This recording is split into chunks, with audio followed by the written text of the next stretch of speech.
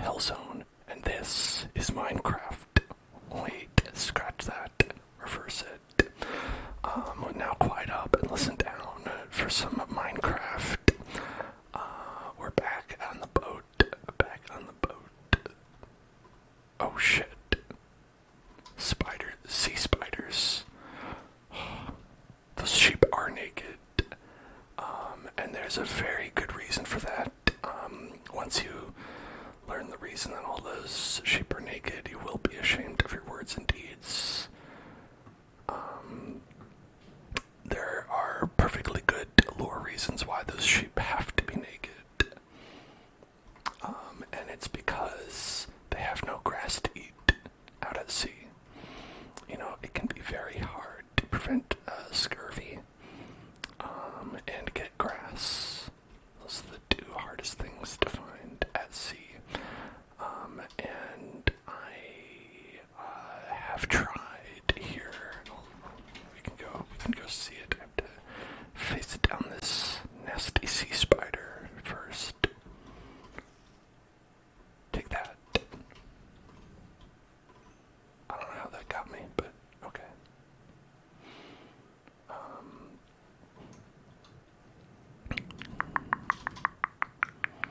I tried building a land bridge here in order to get grass from there to the ship. And we kind of like set it up so the grass had time to grow over the course of last week's stream. And much to my surprise, you know, it went from about here to about here. So, you know, pretty good growth. You know, you might say, am I grasping at straws? Like, perhaps someone who is trying desperately to regrow their hair after male pattern baldness has reared its head and just sort of looking at anything and being like, no, look, it's working, definitely. No, I don't think so. I think it's working, and you can't prove otherwise.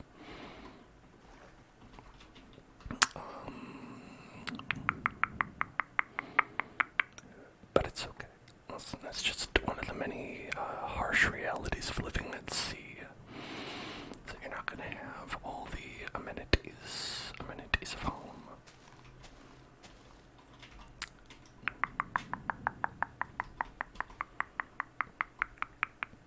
They knew what they were getting into when they signed up, when they willingly chose to join me here. We all remember that. How's my Monday been? It's been alright. No complaints here.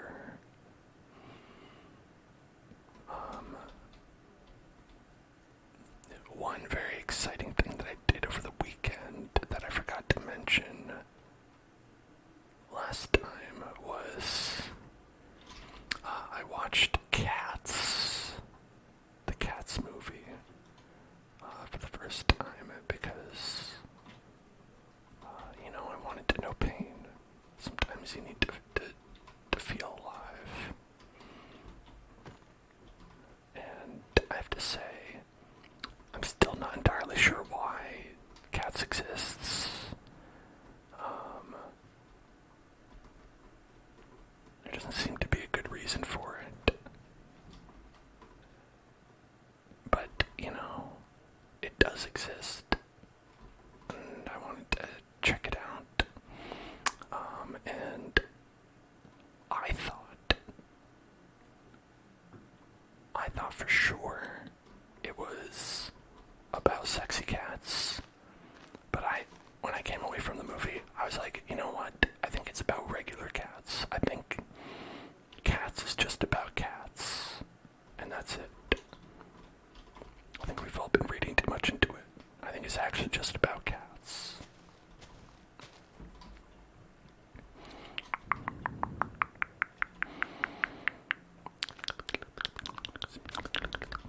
have you ever seen cats? Either, I guess either the play or just literal cats, if you've ever seen a real life cat.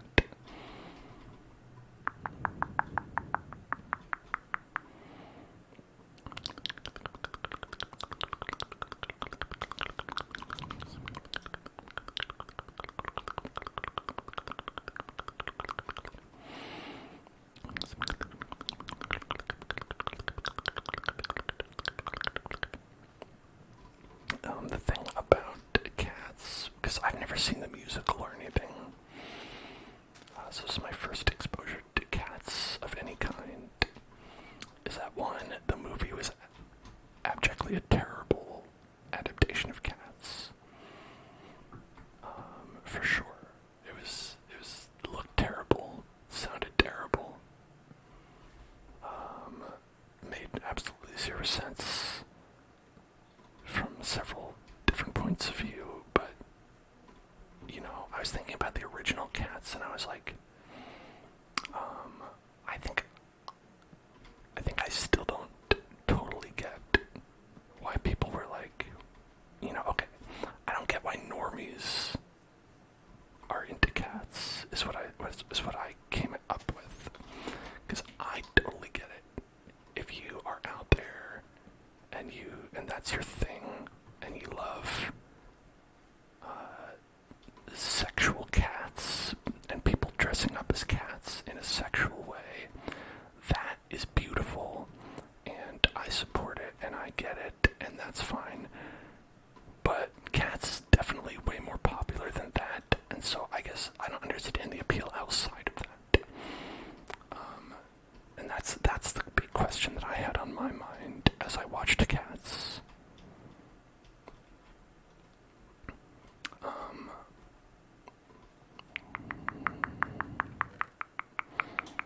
You know, what's the appeal for, like, the folks who just go to see Cats? And I think it's because you can, like, really maybe put your blinders on a lot, and then you could just look at it and you could be like, this is just a movie about cats. This is just a musical that's just about cats, and there's nothing else to it.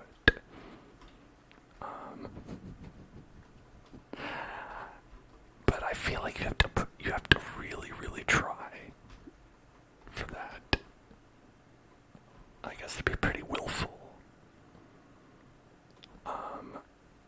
But the thing about Cats is that it's based on some poems by T.S. Eliot, which I have not read because, you know, I think my general cat poetry literacy is pretty low, maybe even lower than the standard person's T.S. Eliot cat poetry count. But as I understand it, the poems are about cats, just about different types of cats that you could see. And a lot of the songs in Cats are about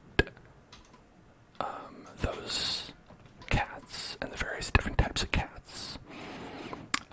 So if you have a cat, I think the poems and perhaps also the musical is supposed to, like, give you this feeling like, oh man, my cat totally embodies the archetypes of these cats that are in the songs, because each song in Cats is basically singing to you about a certain cat and what they're like. So it'd be like, you know, I'm the magical Mr. Mistopheles, for instance, and my whole thing is that, like, you might think I'm outside, but then you'll be like, I'm pretty sure there's a cat outside. Is that you, Mr. Mistopheles? Are you outside? But then you'll turn around. Oh shit, he was behind me. How did he do that? He's the most magical cat in the world.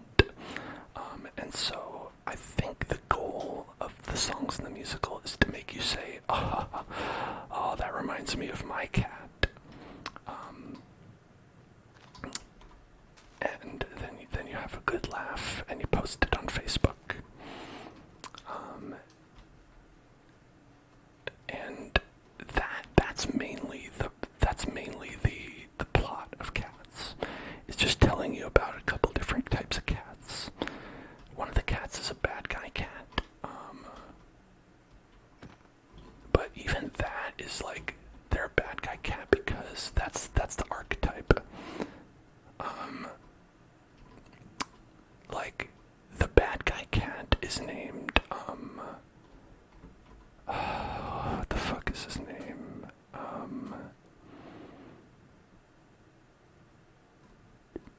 In the movie, it's really dumb because they flash a sign that says, Moriarty on it, and then they replace Moriarty with, this guy's name. It's Idris Elba in the movie, which is a crime because they make him look truly horrifying in a way that I thought not possible.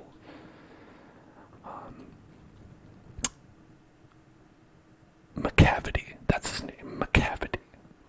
It's like if you, tips hat to your dental hygienist, McCavity. Do you think you could fix McCavity? So that's the bad guy, and McCavity goes around kidnapping other cats,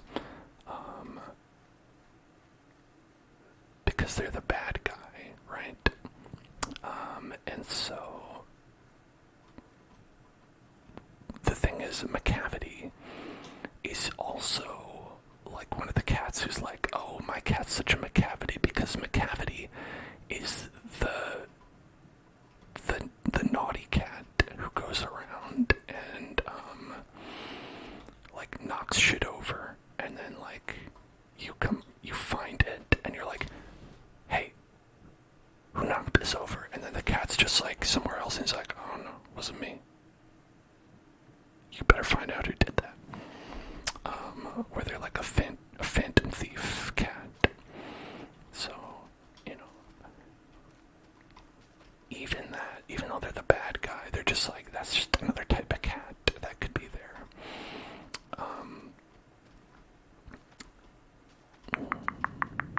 And the one exception to all of this is that the only song anyone knows from Cats, the only song that I knew from Cats before I watched it, is Memory.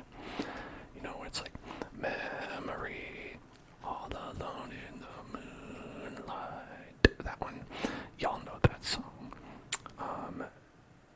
Yes, it's an amazing song, and the thing is, when Andrew Lloyd Webber was making the musical, he actually already had that song in the bank, and just wanted something to use it on, and he, Cats is a big passion project for him. So what he did was, he was just like, I'm just gonna put my absolute banger of a song into this for no real reason. It doesn't really fit, and it doesn't really make any sense. Not that anything does. But it's just sort of in there. It's not telling you about a cat that's really cool or anything. It's just sort of about a sad lady.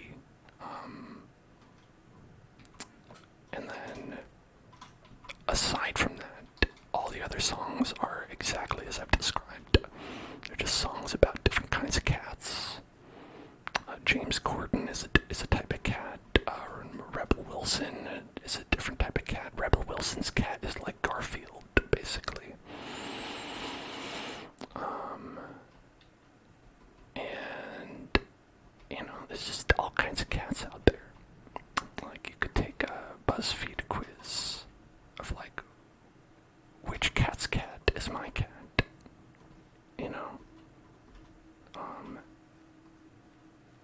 And I feel like that would make total sense. Now, there is also a little bit more of a story in Cats the Musical that was not present, I think, in the works of T.S. Eliot. But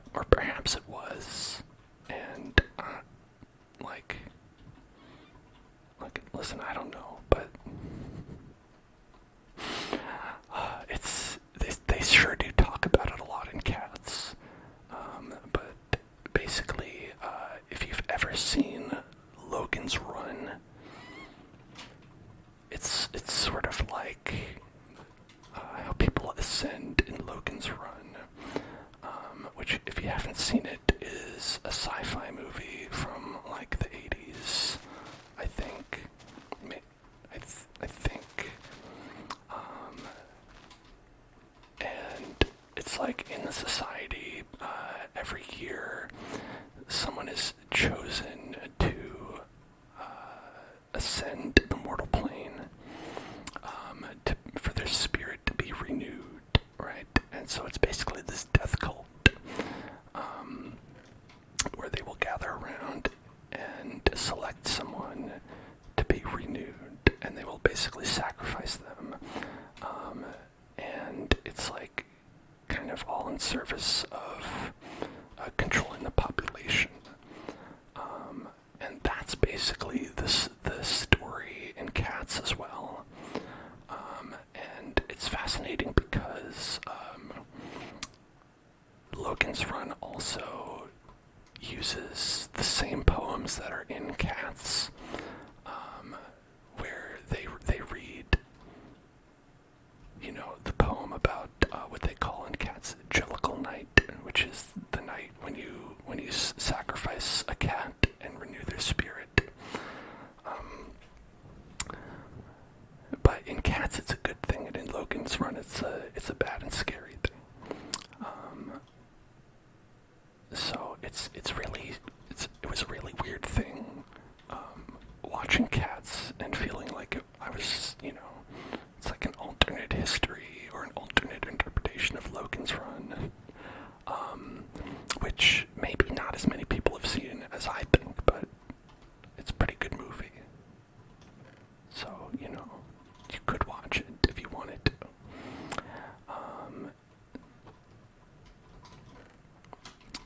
But then, also another thing about it is that,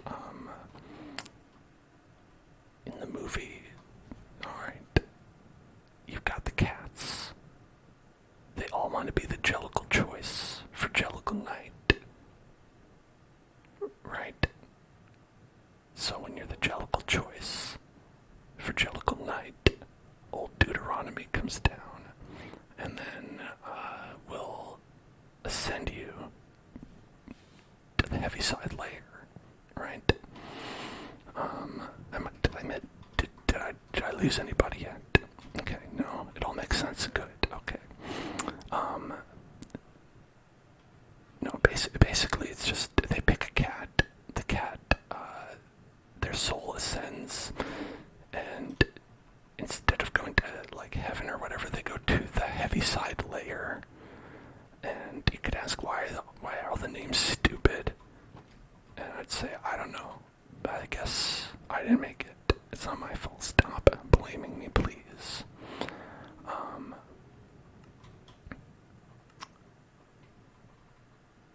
And so McCavity wants to be the one who goes to the heaviside layer,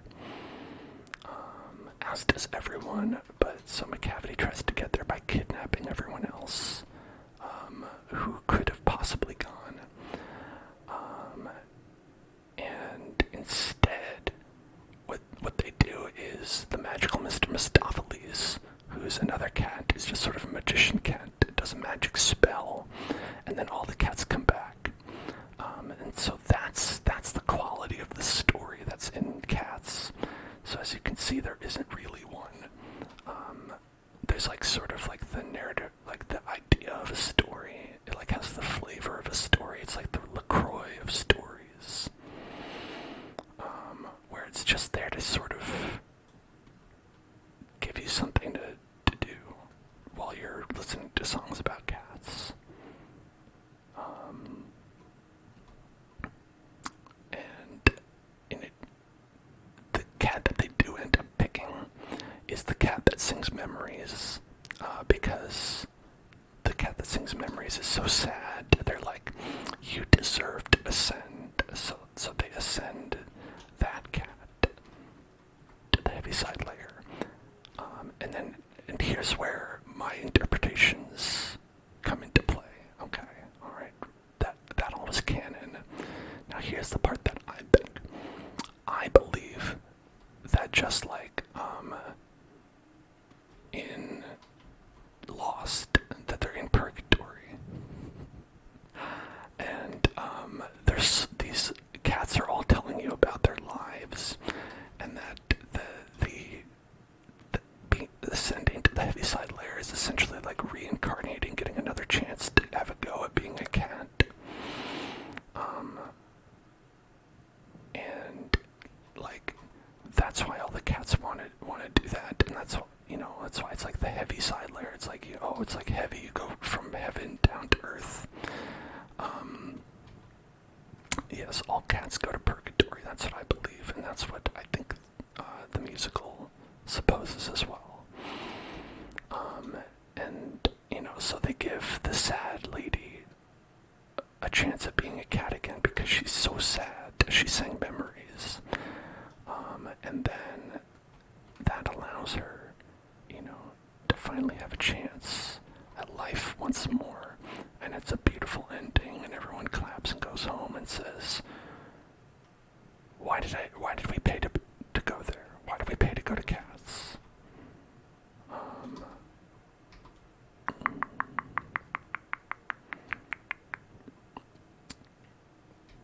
And that's basically it.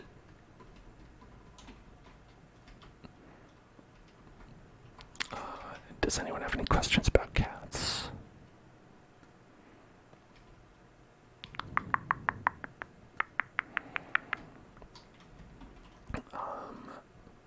One of the cats is really sexy, particularly sexy, I'll say. And they kind of do like an over-the-top sexy act, kind of like Rocky Horror Picture Show, like Tim Curry.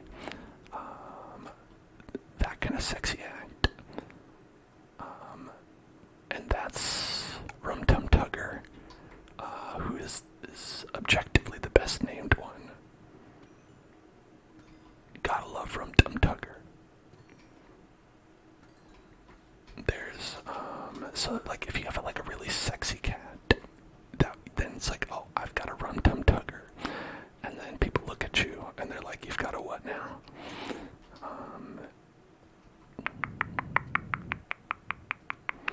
And you say, no, it's my cat. My cat is a Rum Tum Tugger. And they say, I don't want to hang out with you anymore. Bye.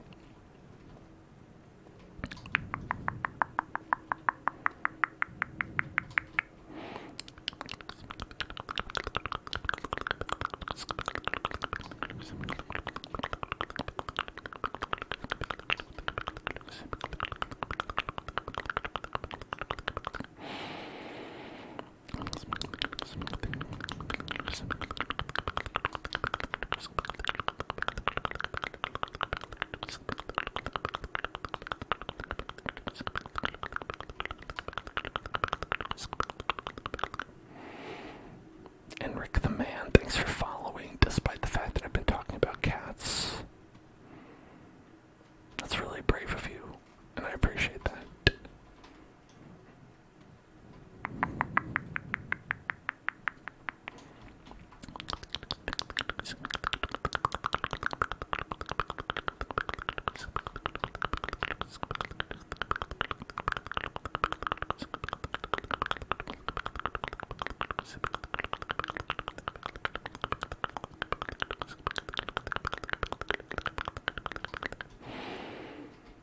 Oh, we're all proud of you.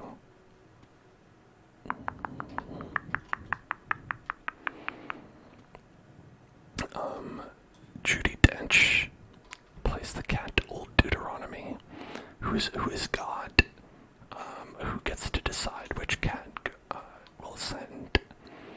And I don't know why they're called Old Deuteronomy, but the whole idea behind the cats having stupid names is that cats have 3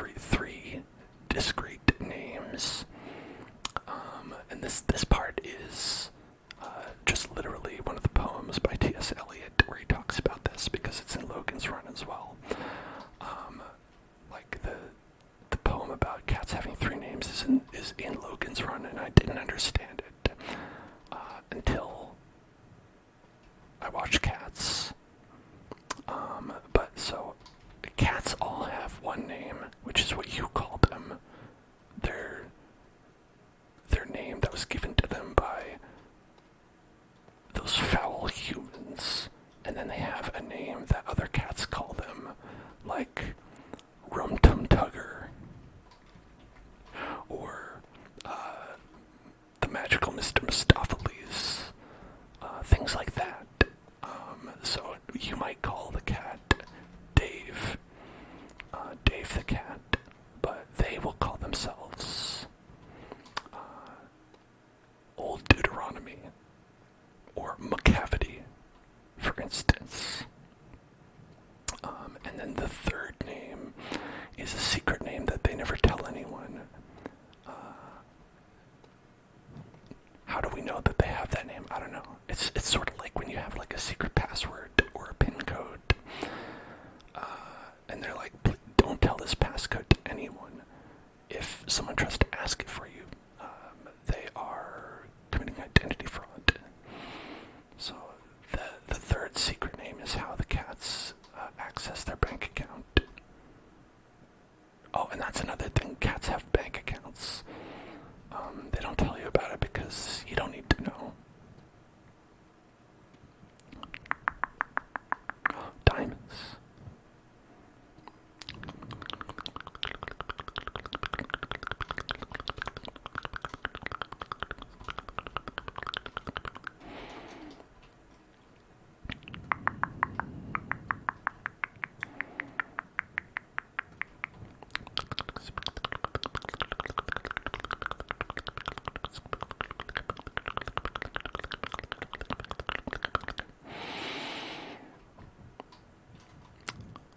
Yeah, your cat could give you rent, but why would they do it when they don't have to?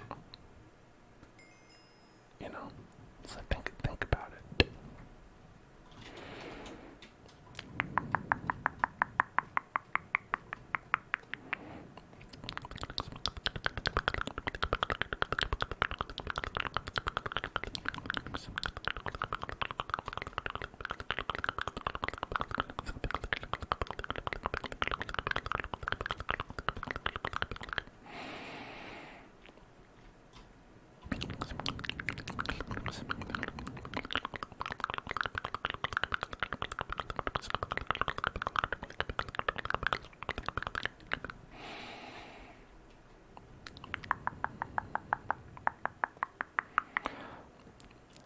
But as I was like absorbing all of this cat lore for no reason,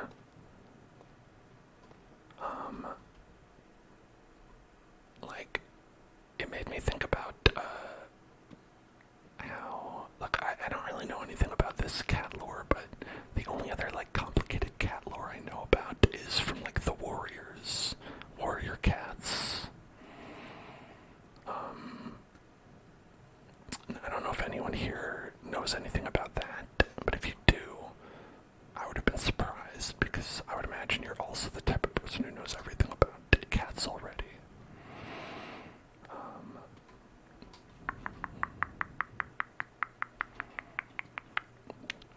Where it's sort of like,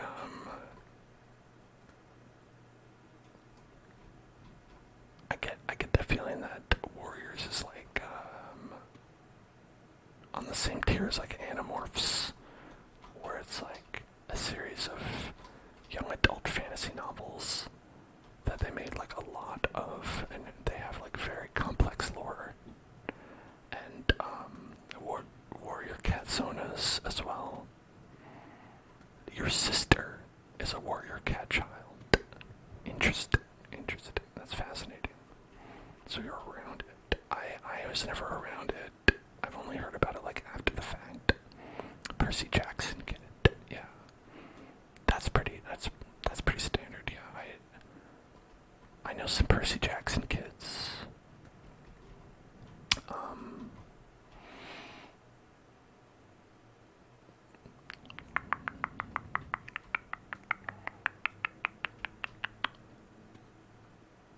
Me, I sadly, I fell into the trap of being into that one children's book series that's, that was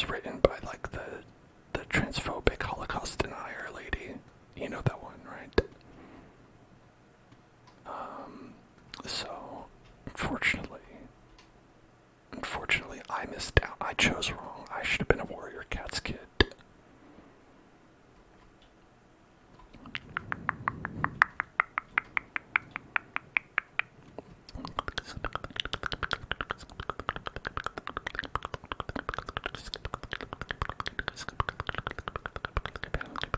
You know what? We all make mistakes in life.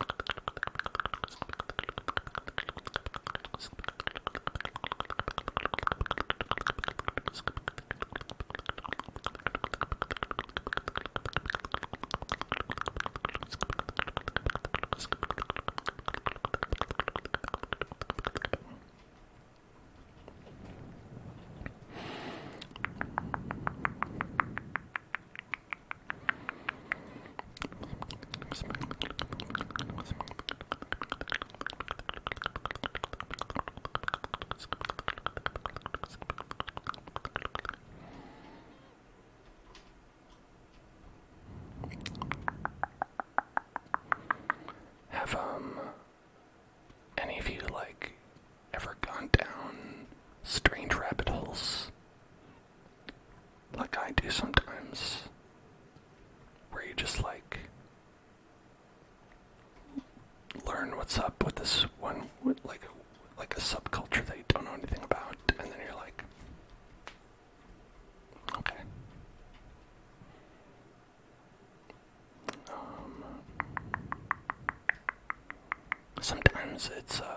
Sometimes it's enlightening, and you come away from it, and you're like, okay, cool. Now I get it. I respect that, and awesome. You do. Love to hear about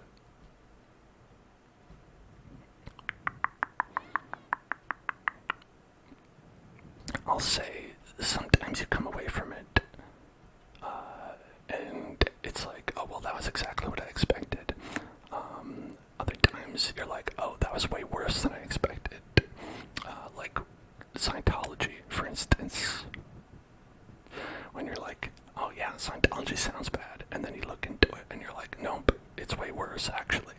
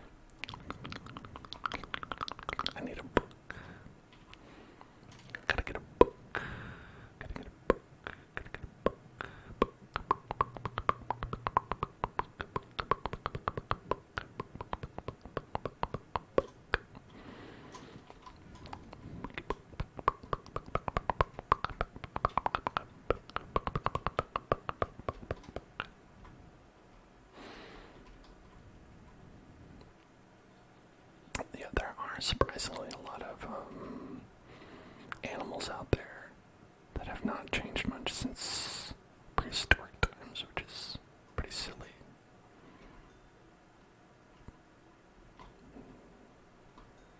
You know, I guess you only really evolve when you need to adapt, but they're just like there's no need. I've adapted. Nothing I need to adapt to, actually.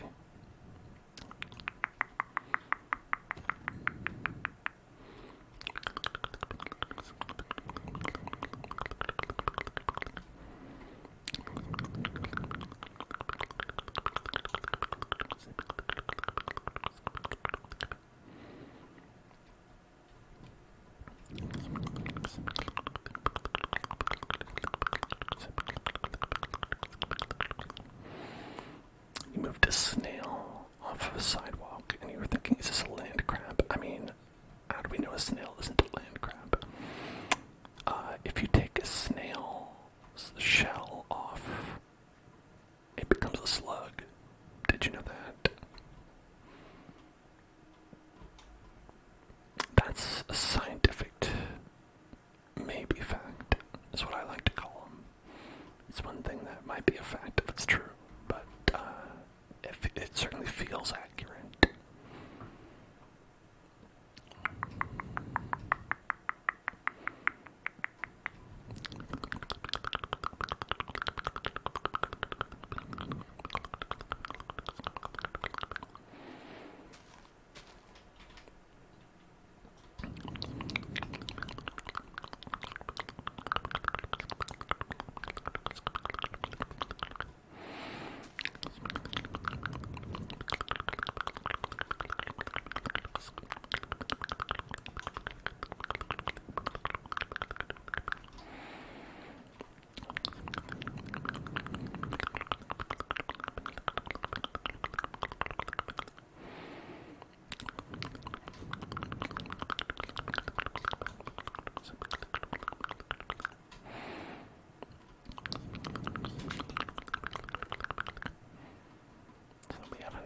For paper, probably. We also have plenty of paper, it looks like.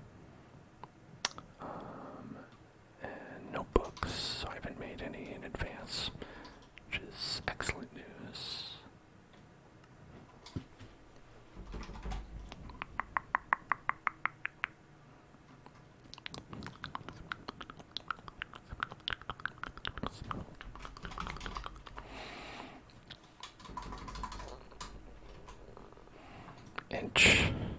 Enchilada table. Got my enchilada table. Delicious. Delicious.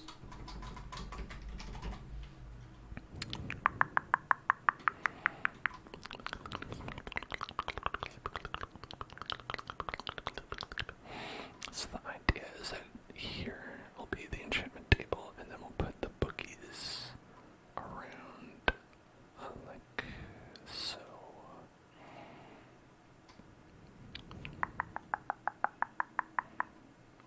I believe this works.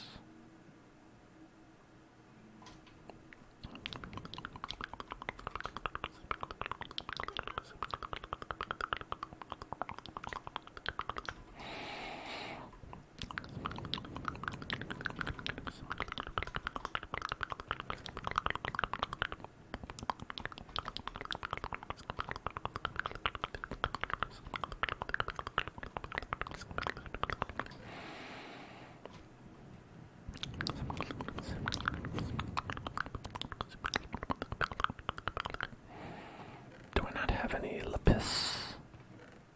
I thought I had some lapis, but maybe I don't have any. I'm all out of piss.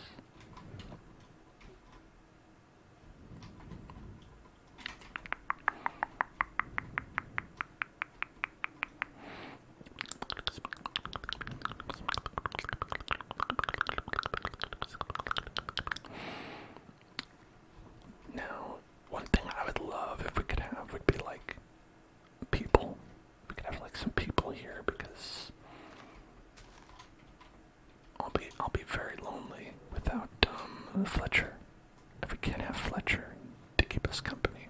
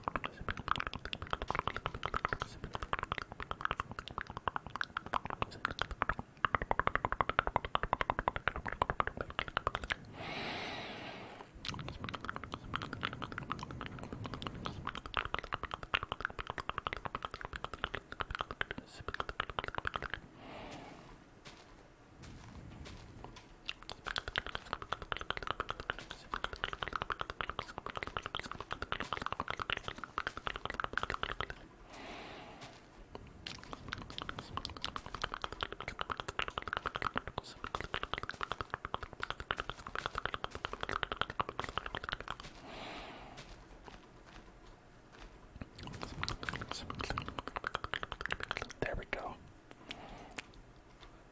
Trees everywhere. 100% trees. Nothing but tree. Nothing but tree.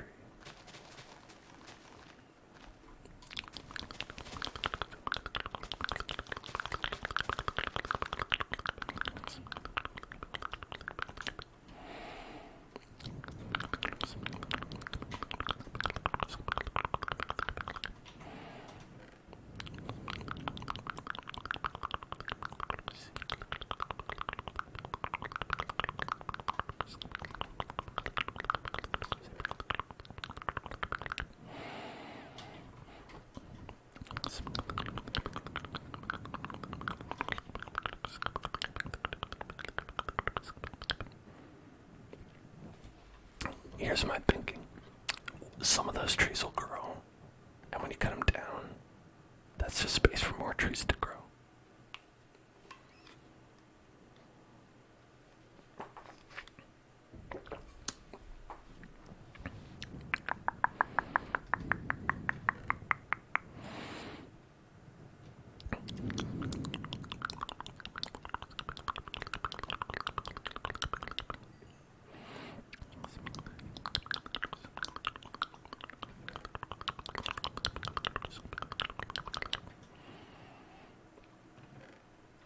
Empty map.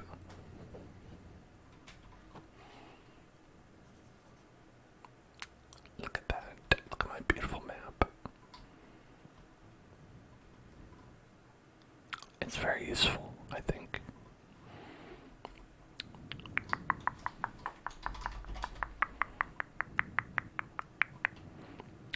Wow, you have to use leather.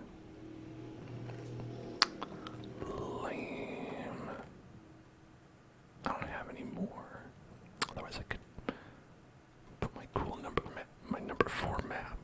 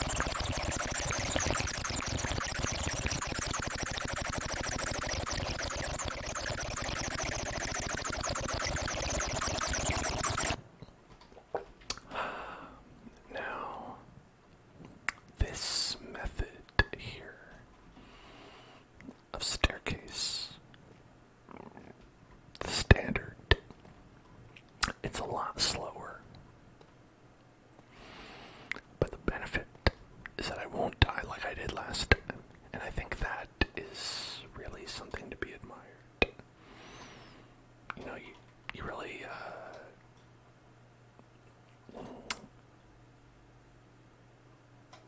I think you take it for granted being alive until it's not there, and then it's just, well, now I have to start everything over. And that's not fun, is it?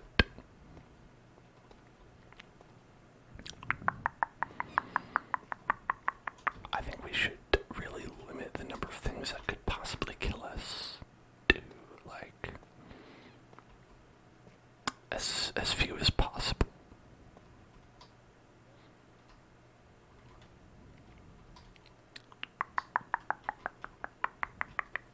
That seems smart to me.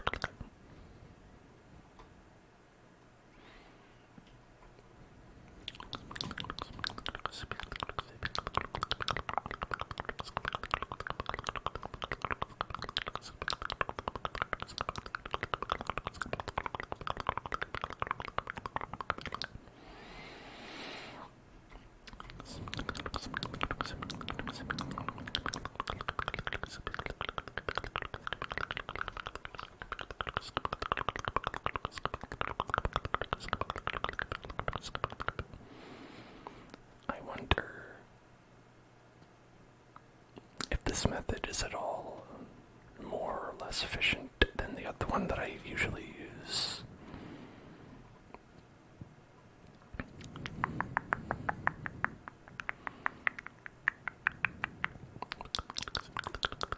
I'm still trying to leave, 2 blocks, go here, just dig a little bit, there, and dig a little bit.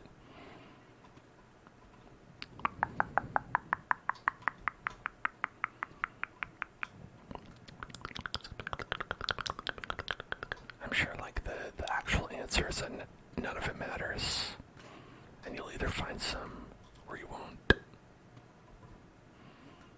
But still, always want to be efficient. Efficiency.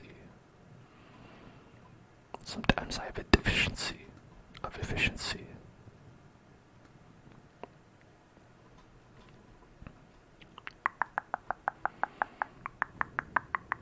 Let's try on this side.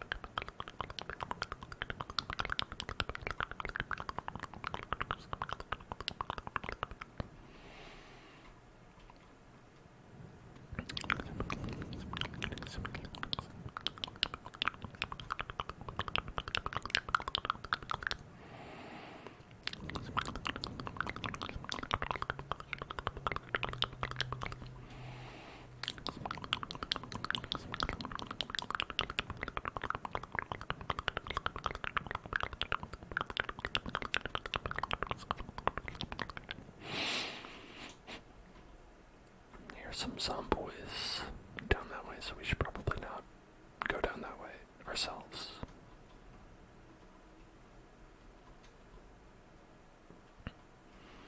Now here's the problem with this strategy, is not being able to recognize where the stairs are, and then messing that up.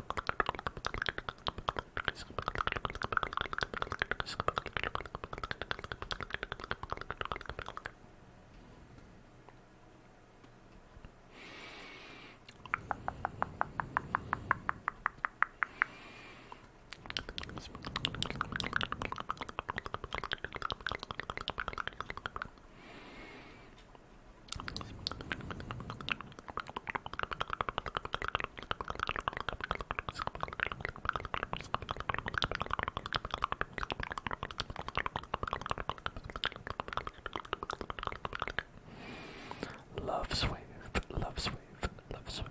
Thank you for following. Welcome to the Hell Zone. Do you ever wish there were like upgrades to the pickaxe and stuff, where it's like upgrades in Stardew Valley, where you get like a cleave on your pickaxe, like you would on your watering can, where it's like you could hold down the button and then like mine in an area. That'd be pretty cool. I'm sure there are mods like that. That seems like something that they could just do, though.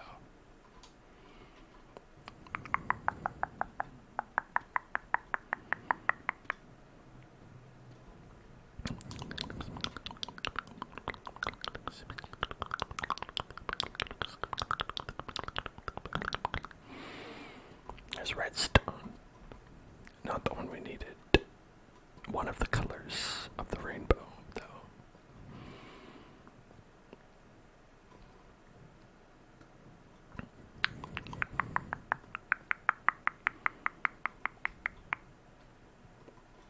What if instead of calling it lapis, they called it bluestone?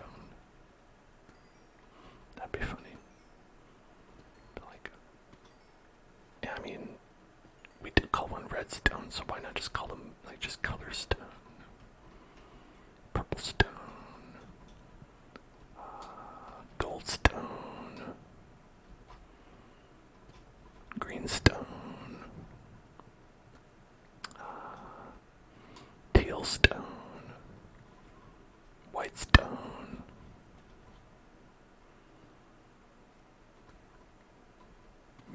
You know, all that stuff.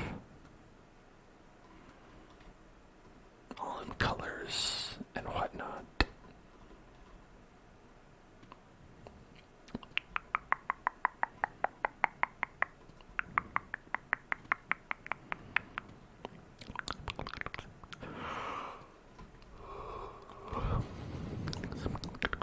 Otherwise, I could like go the other route and come up with like a dumb fancy name for redstone, like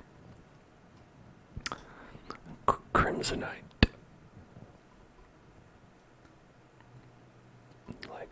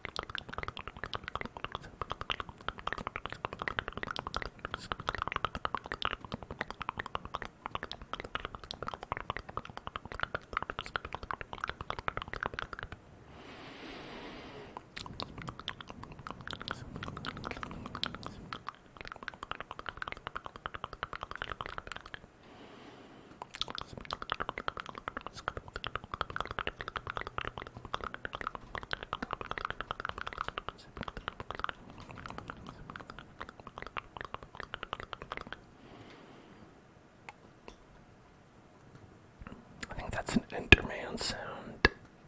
I hear like that's probably him, right? Sometimes there's like witches or wizards. I never expect them because I feel like I see them like once every like 5 playthroughs. We'll run into like one wizard.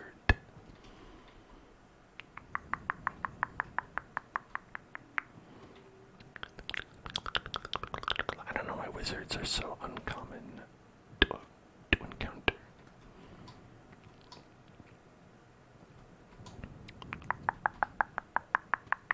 You beat Persona a week ago, and today you realize you misinterpreted the ending, and then you cried.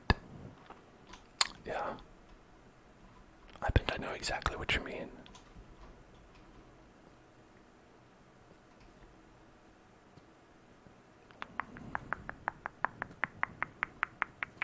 I haven't seen the ending of the remake, but I felt like it was pretty, you know, this song kind of had like, and if they change the song, I'll be upset.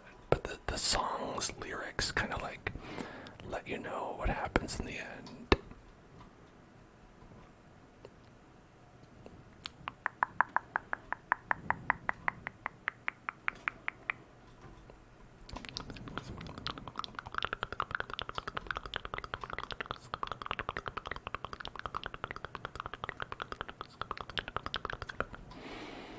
But you know, a lot of the stuff that is sort of like implicit in the ending, because it's not like extremely like direct about what happens in the end. They when you play like the extra chapter with Igus, I feel like it's a lot more clear, and they just say like, oh no, yeah, this is what happened, don't worry. And I'm just trying to talk around it, you know, for the sake of spoilers, because some people might be playing it, some people might play it sometime in the future, even though it is an old PS2 game.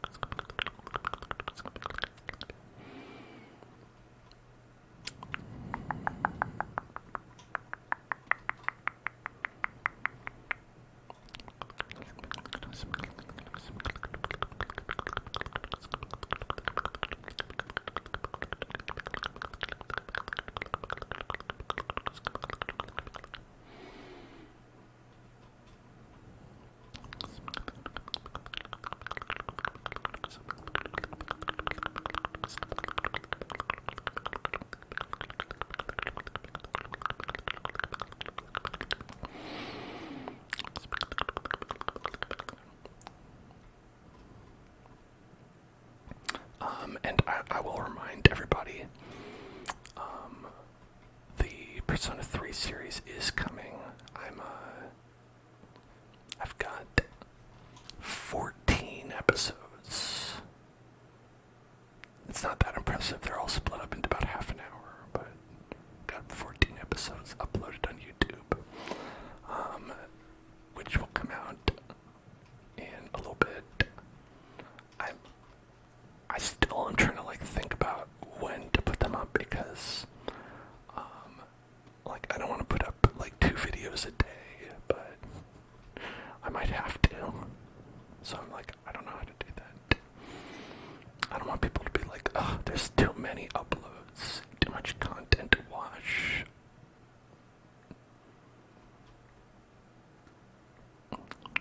I know you all hate it when there's too much content.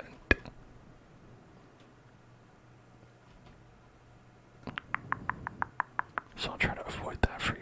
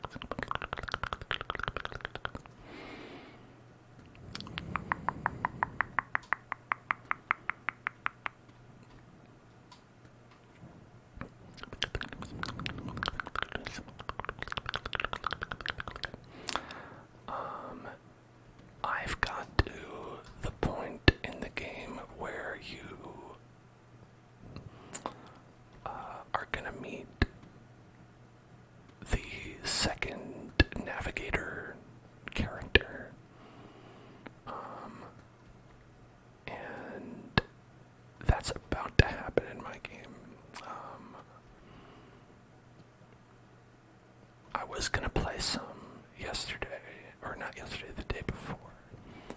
But some people were very adamant that I watch cats with them, so I put a pause on that.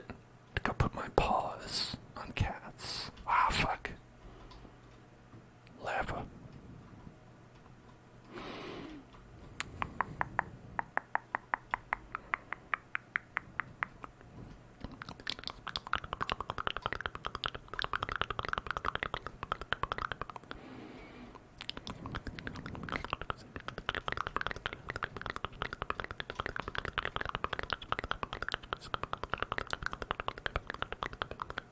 Yeah, it's the Futaba character. I'll say I like Futaba more, but, you know. But this other character is cool too.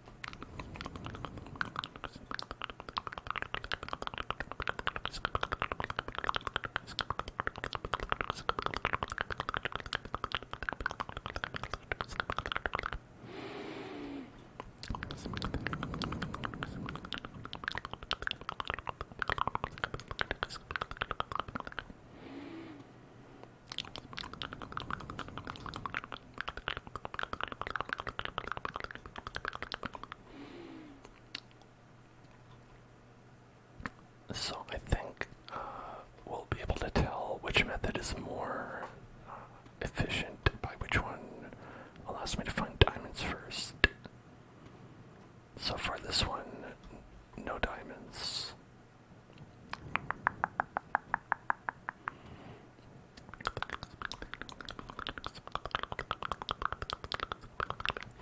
You'll all be happy to know that in the thumbnail for the Minecraft video that went up, since I died, I put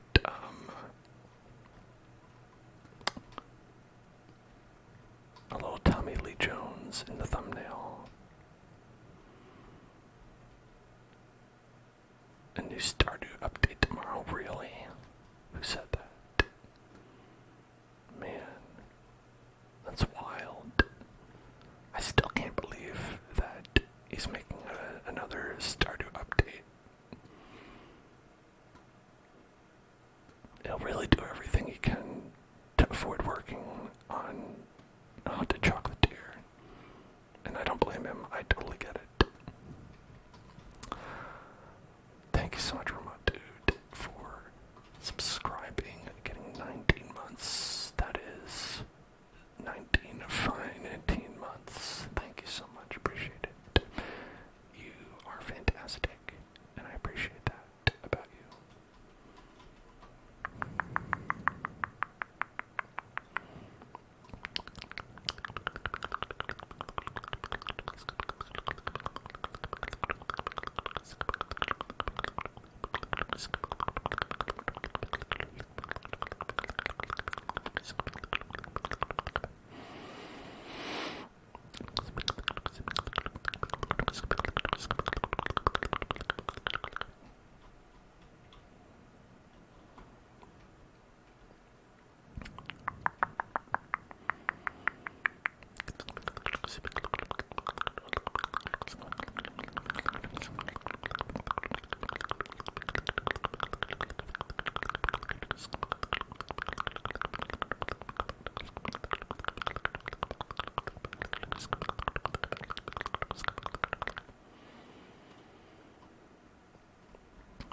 Is it easy to get into Stardew? You've always meant to try it to snag it on a sale. I would really say that it is pretty easy to get into.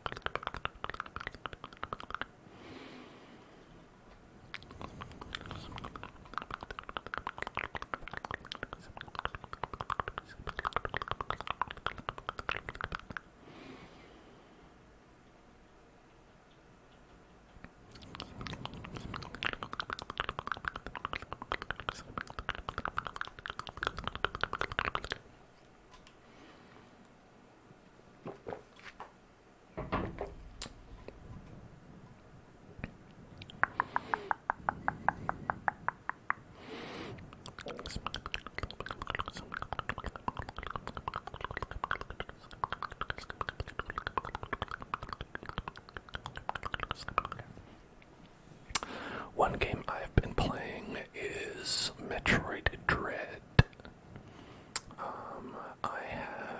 I think, just about gotten to the end of Metroid Dread, which is pretty cool. I think that is like a pretty great, like 2D Metroid style game, which, of course, they do not make very much of anymore. Although, I feel like since lots of other people make 2D Metroid style games,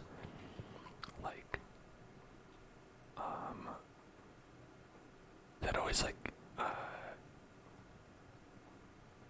makes me feel like I'm like, man, how many of the same bosses are they going to throw at me here? But other than that, I've been having a good time with it. It's a little bit of a spooky game, but becomes a little bit less spooky over time.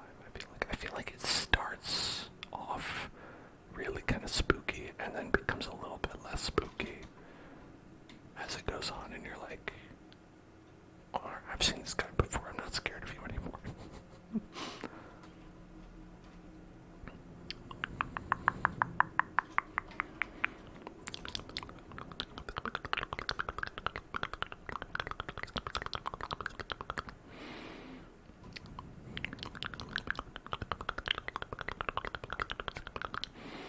Does anyone think that they're actually really making Metroid Prime 4, though? I don't know if there's any other Metroid fans here. The fuck are you doing here, cow? How did you get here?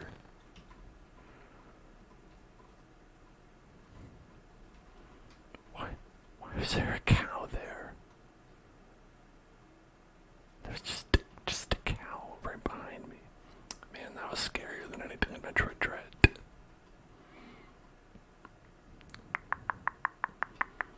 That's Magic Mr. Mistopheles if I've ever seen one.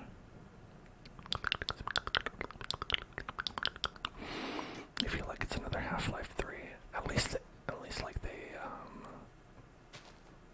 got to 3, right?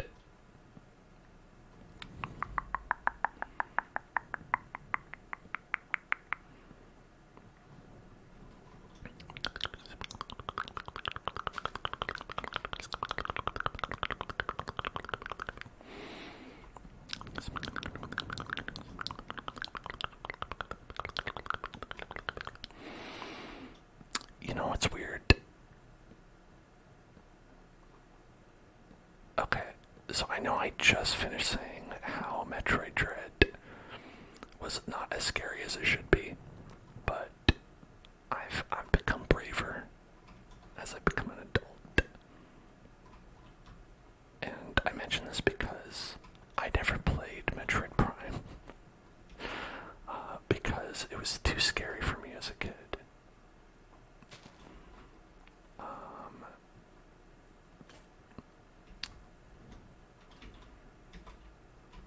Let's get this. And I wonder if I would still feel that way. Because I remember I was very scared by like Metroid Prime, but not very scared by Metroid Dread, which I think would be, I think it might just be because it's like 2D.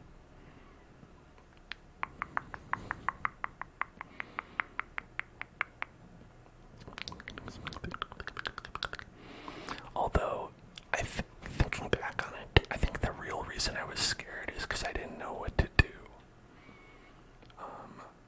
I think a lot of the time, that can be a lot scarier to me than like somebody jumping up and spooking you. As if I'm just like, what do I do? Then I'll just be like, I'm scared. I gotta stop. I gotta go. I don't know what I'm supposed to do. I need to leave. Whereas now that I'm an adult, I know how to solve problems. I know how to look it up online.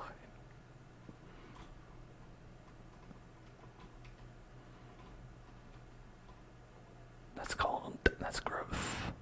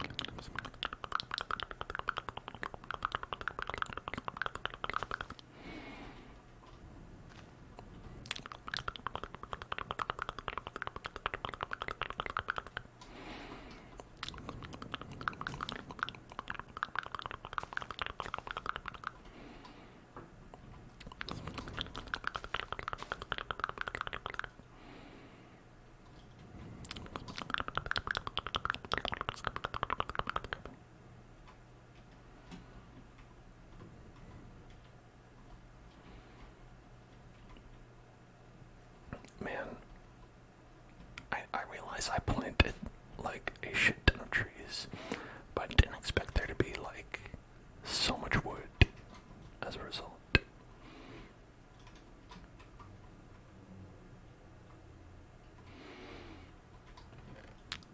It's just another case of, me sowing, loving it, and then reaping.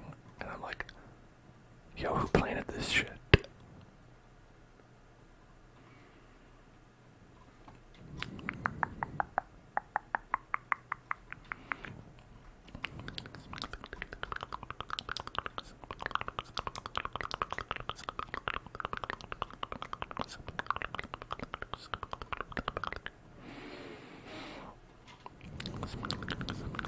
A spinning emote.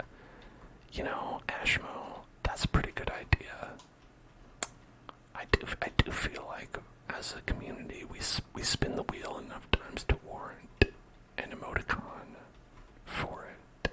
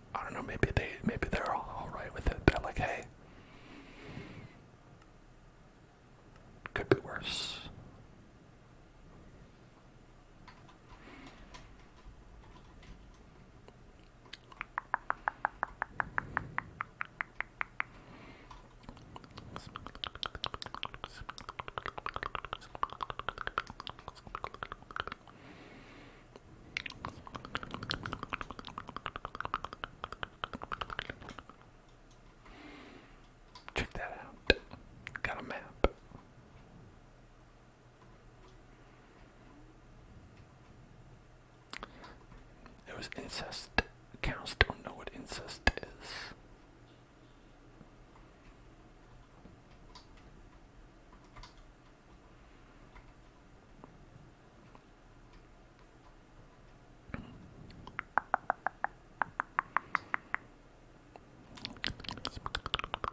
Is it blurry? Oh no. Don't tell me I have the blurry curse. The blurs. I don't want the blurs.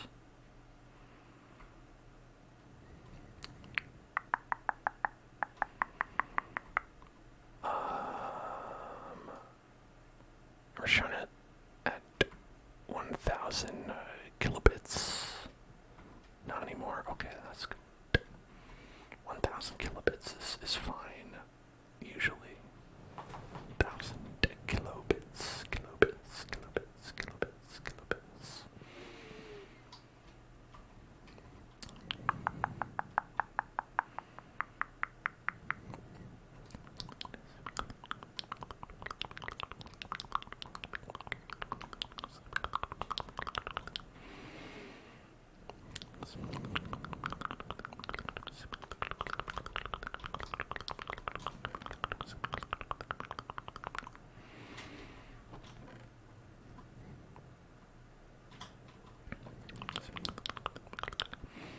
I always worry about it, like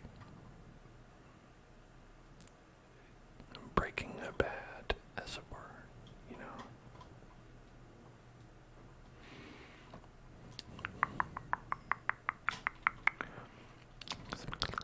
Cook some raw beef. Cook some raw beef. Beef.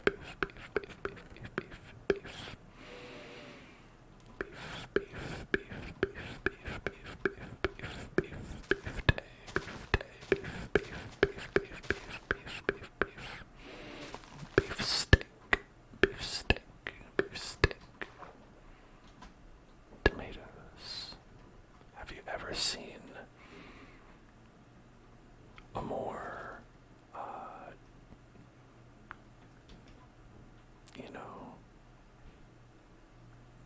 brave advertiser than attempting to call a tomato beefsteak?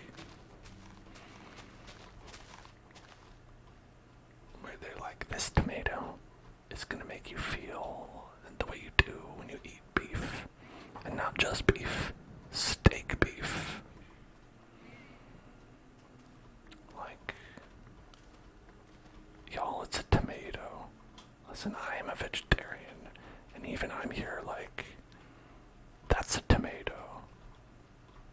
Control yourselves.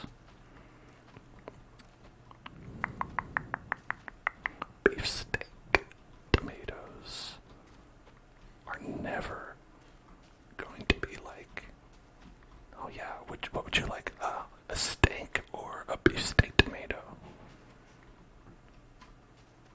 Totally the same in my eyes.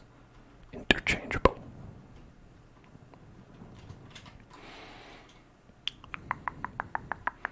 Like, there isn't even any protein in a beef steak tomato.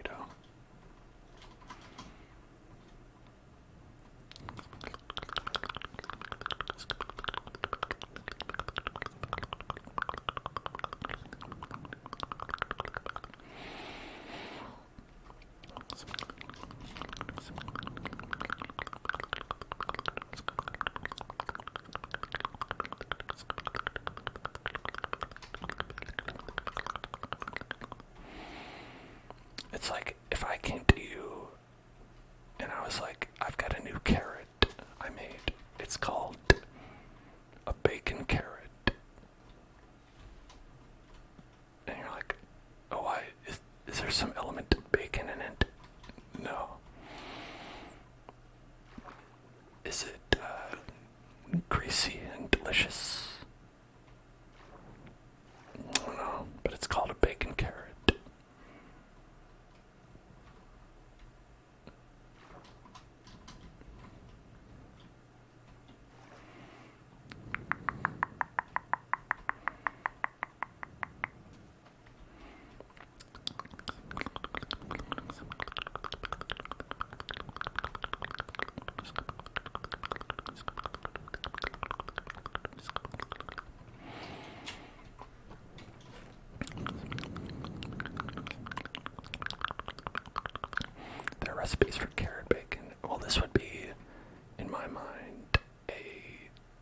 just a breed of carrot that they're just branding as bacon, a bacon carrot.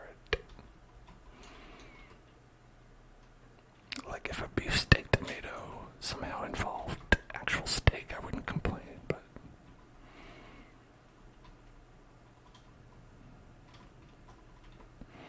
just, I don't know, I just admire the audacity. Hey, Ashmo, congrats on getting enough points for a wheel of the spin. So I'll quiet up and listen down, because we're going to spin the wheel.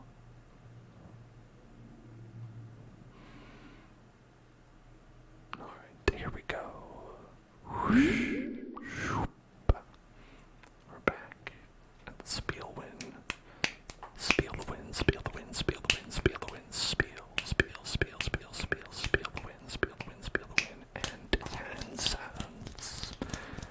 How handy it is to have hand sounds.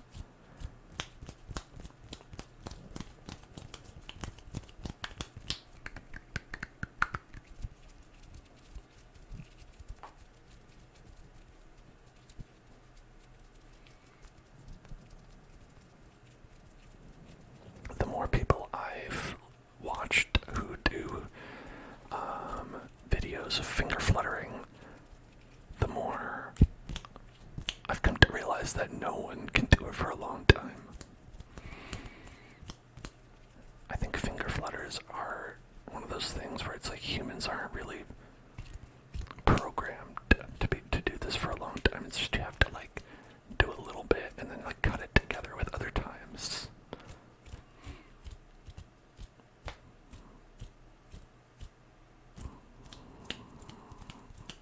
Because every time I've watched someone do a video where they do finger fluttering, like they, like me, will be like, God damn, my hands are tired.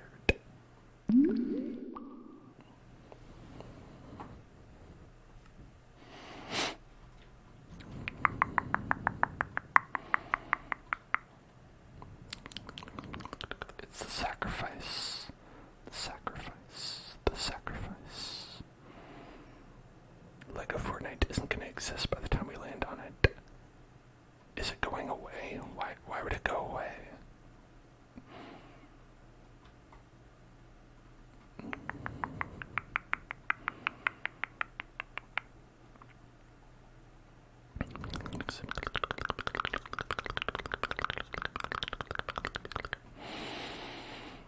Listen, Apex Legends is gonna go away before we get Fortnite.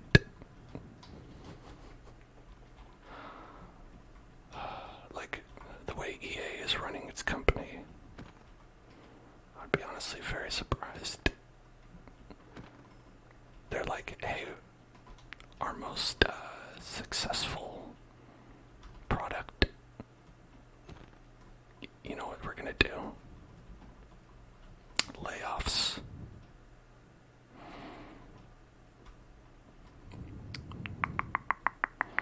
Didn't some of the layoffs at EA affect the makers of Apex Legends?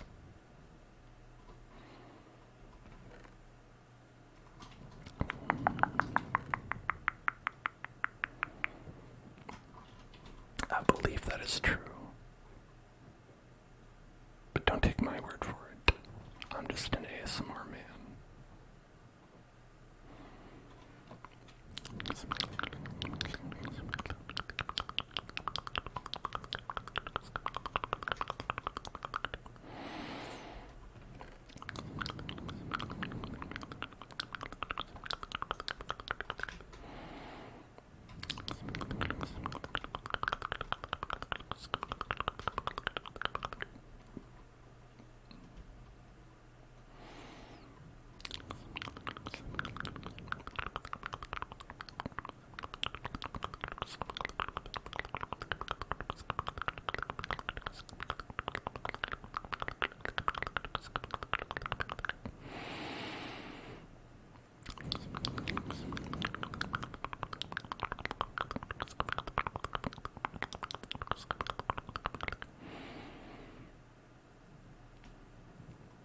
So there was a village on this island over here, but sadly, I believe it ended up being a zombie village.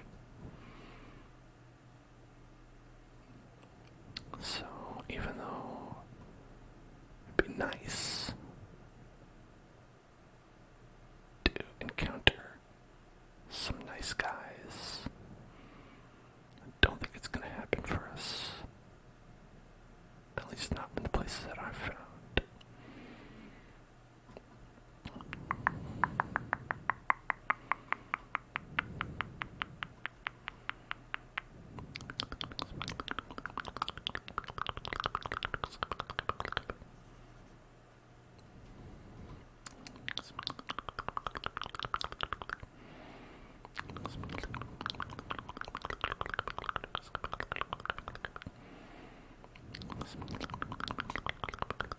I don't know if this map is very helpful.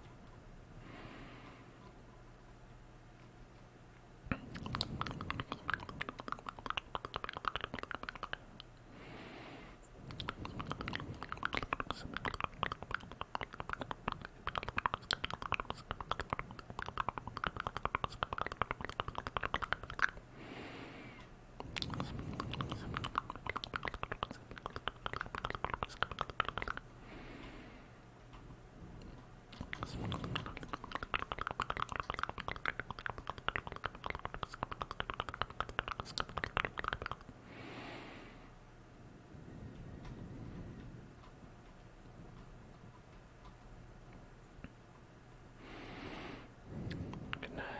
Good night. Good night. Good night.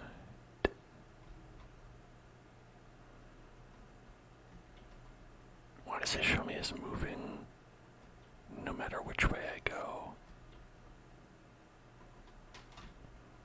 Okay, so this must be east and west, right? I mean, you can very easily tell. It's facing west. Okay, so I'm going west. That means our map is east, so it doesn't make any sense to me. Good night, good night, good night, Jenna.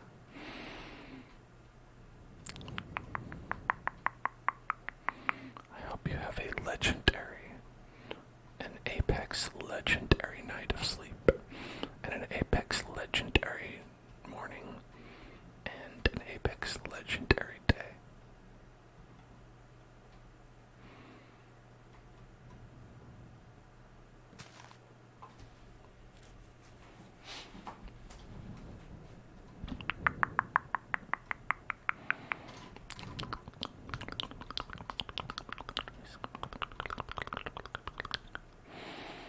Somebody made a strange sound. It was that guy.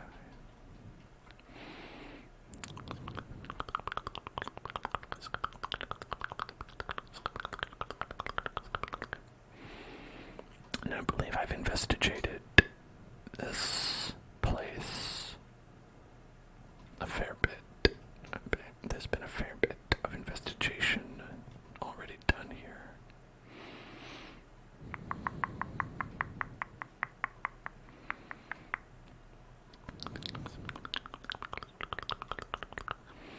So we might not need to do much more investigation.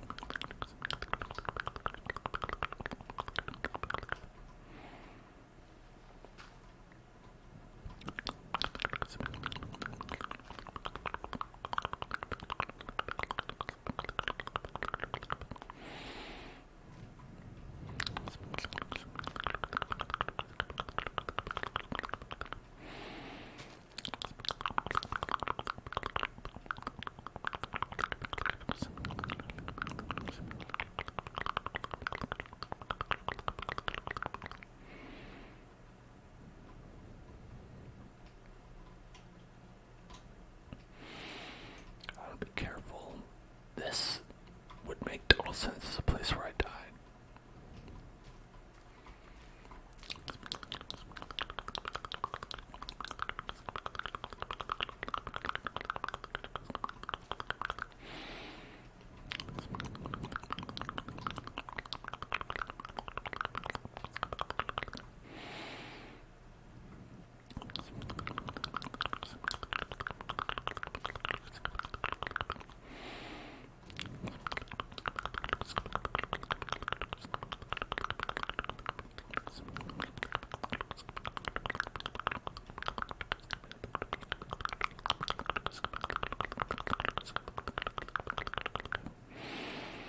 Good night. Good night. Good night. Good night.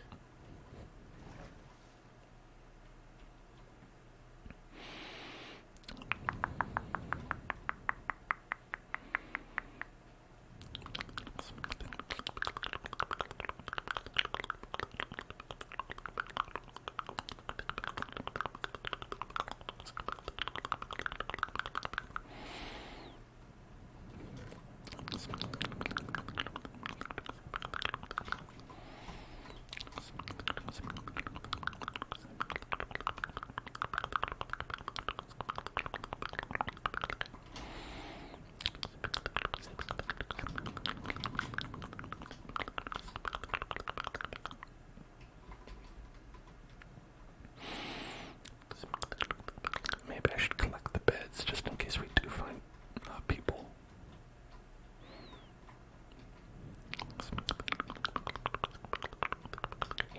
You never know, we might. Hold on, I hear a laughing clown. Is there a clown in this game?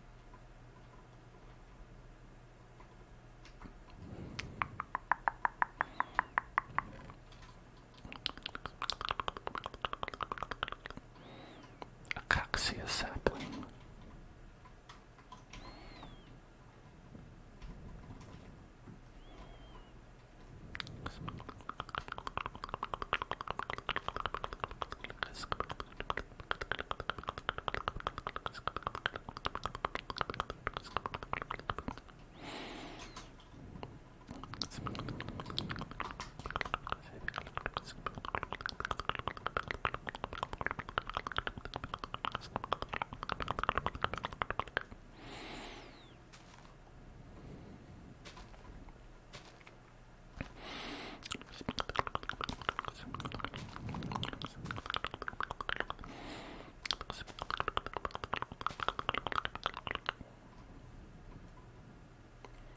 Digging through hay and digging through dirt have the same sound.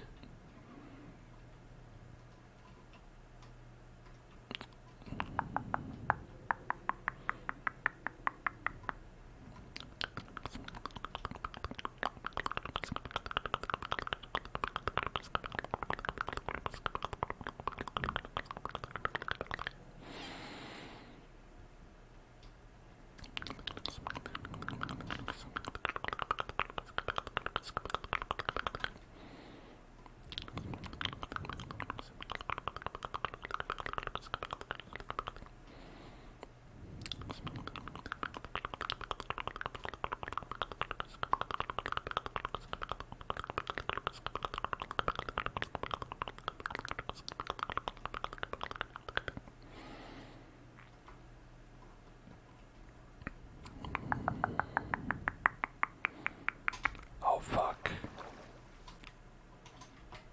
He's got a weapon. He's got a gun. Ah.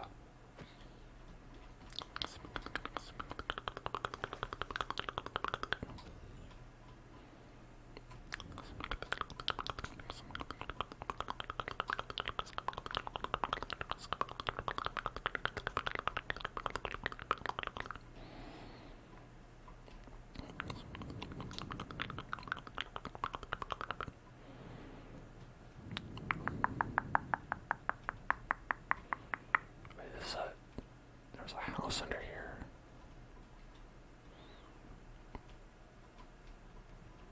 That's weird.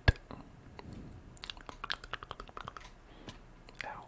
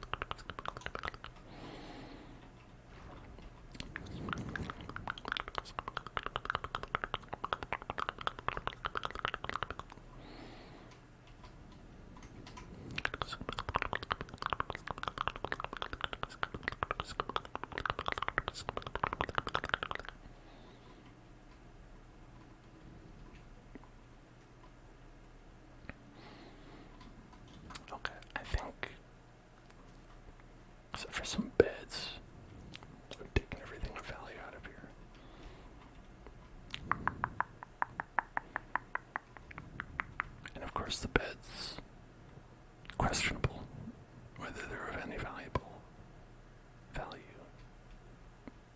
They might be. If we find live people.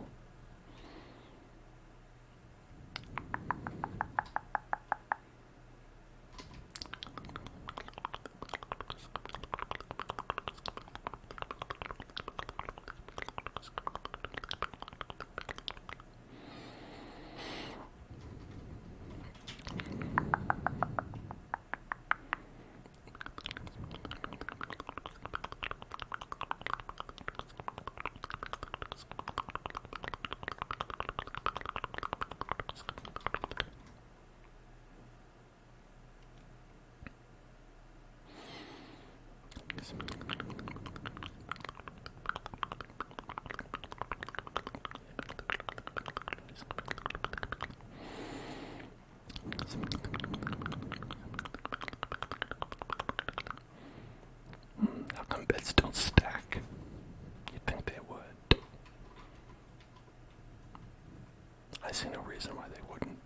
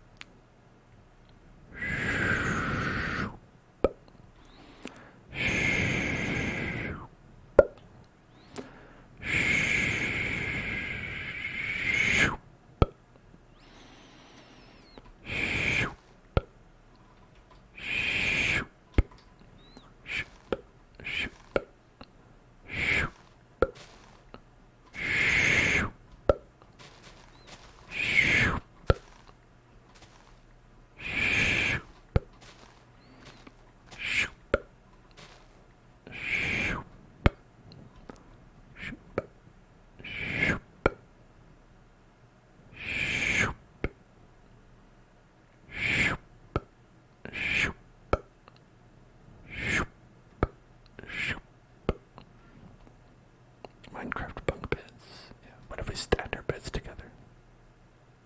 In Minecraft. Just kidding. Unless.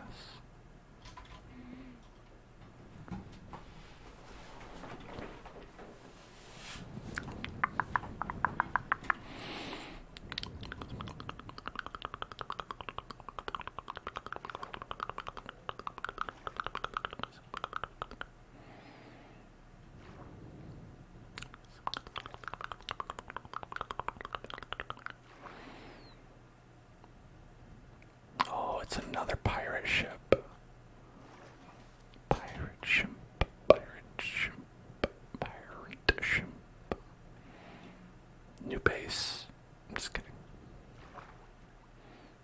Underwater one. That's too much for me.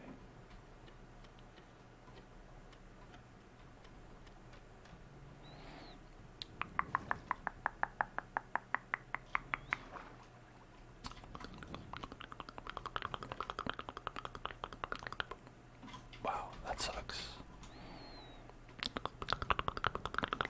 A pirate favorite restaurant.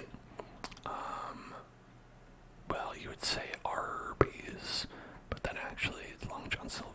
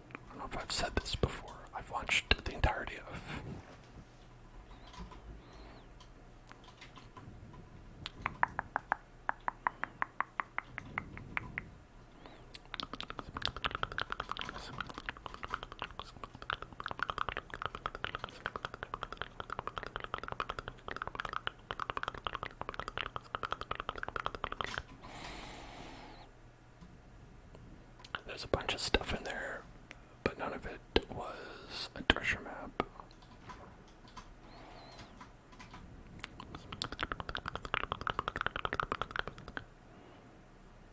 Wait, is there actually a How I Met Your Father? Did they really make one like that? No, that's not real. You're lying, aren't you? Funny joke.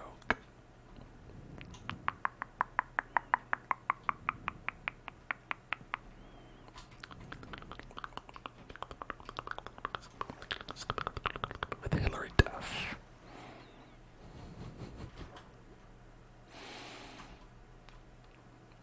I don't know about any of this.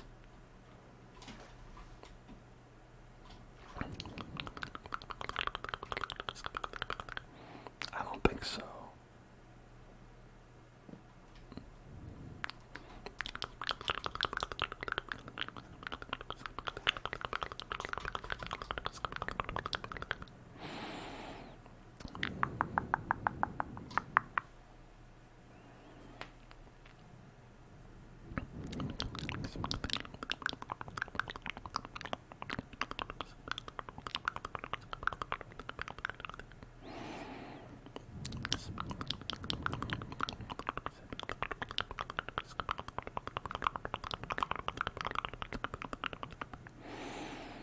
I just can't think of anything we could get rid of. Simply nothing. Simply nothing. Simply nothing extraneous that we have.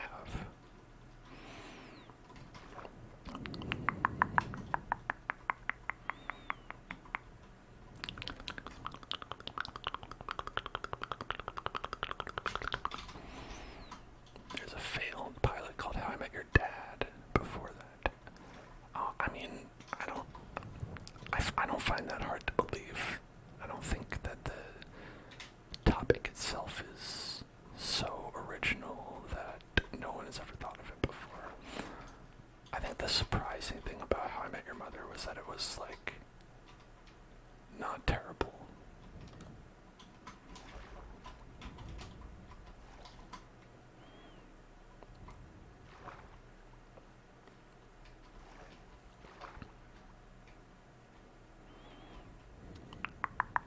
This is the wrong spot.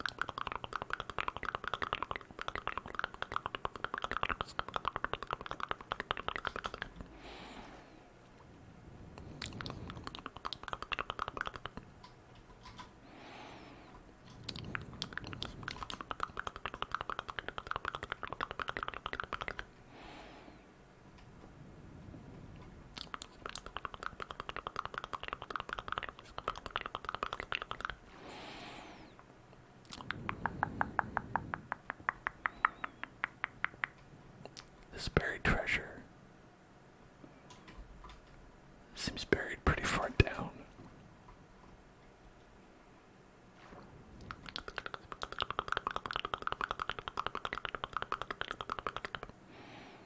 That's not usually the case.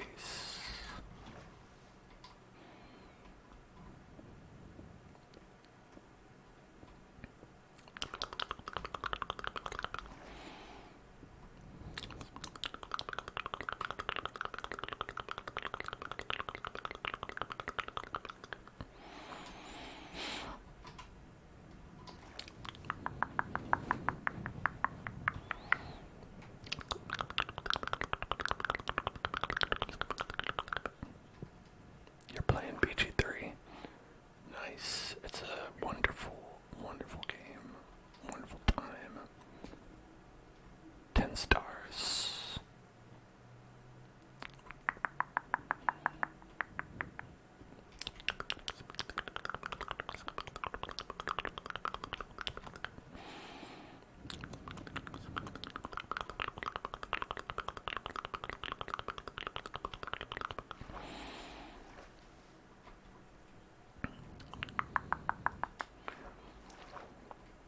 I find myself asking myself the question I always do when I go on a buried treasure hunt.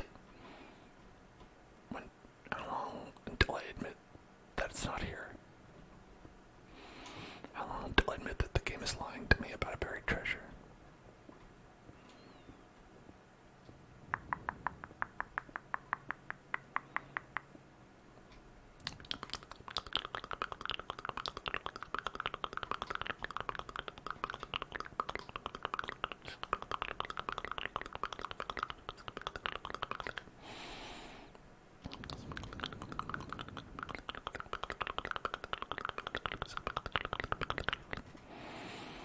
That's right.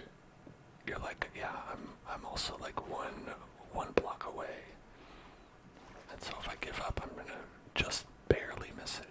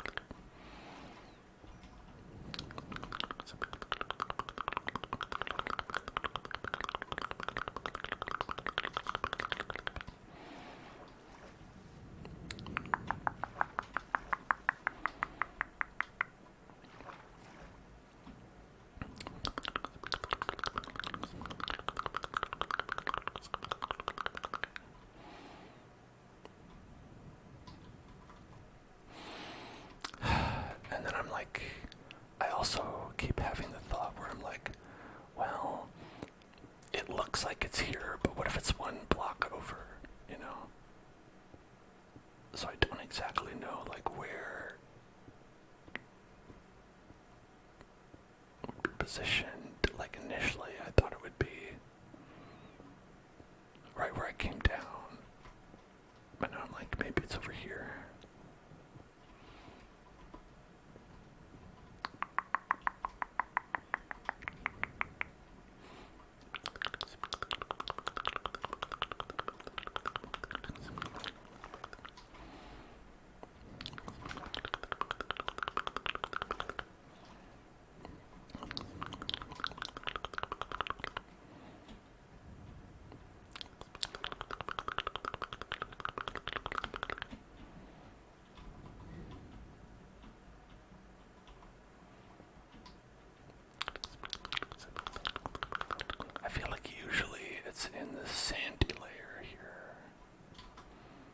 it's gonna be anywhere.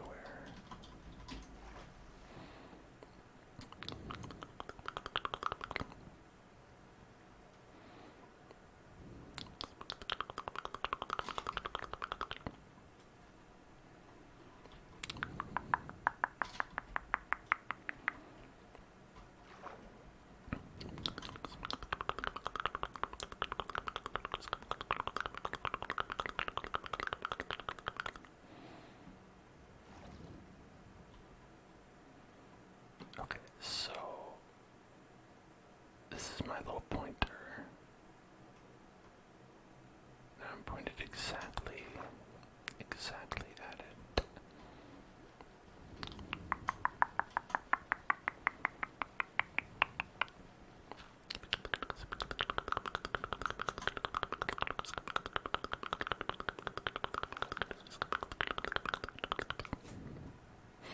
It's like Subnautica.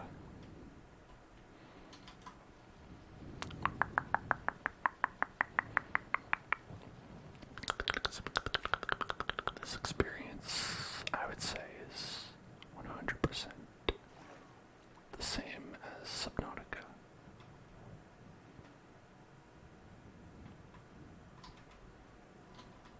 Oh, hey dude. Hey, what's up? How you doing?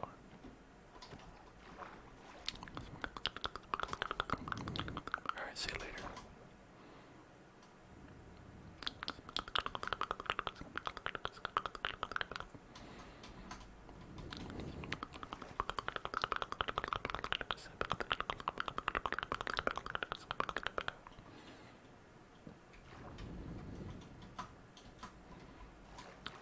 Where did the door go?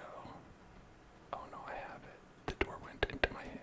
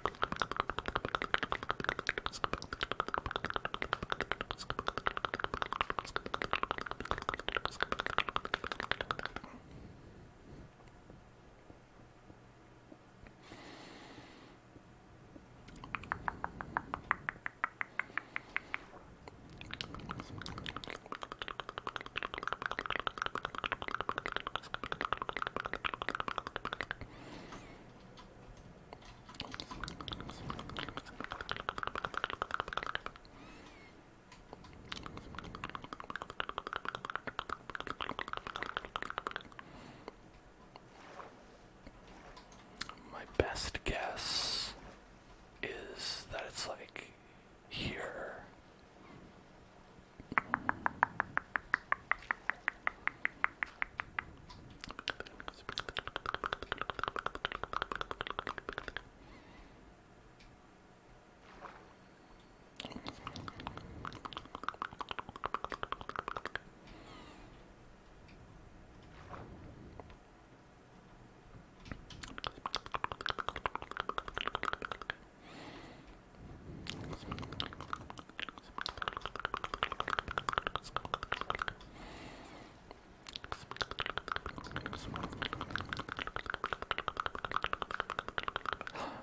There it is.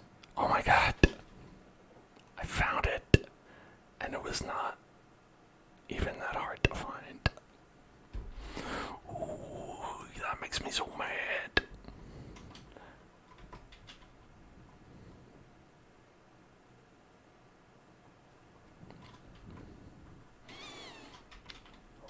Sassafras and razzmatazz. Frigga-fraggin'. That's okay. Wow, and what a prize it is. What a prize it is. We've got potions of want, breathing. We've got cooked salmon. Got emeralds. Iron ingots. crystals.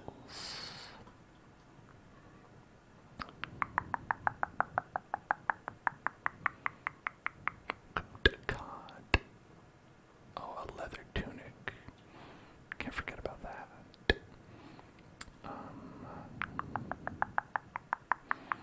What to get rid of? We have so many useful things.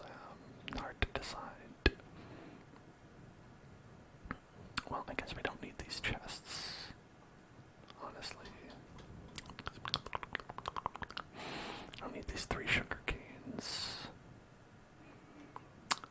We probably don't need all these beds.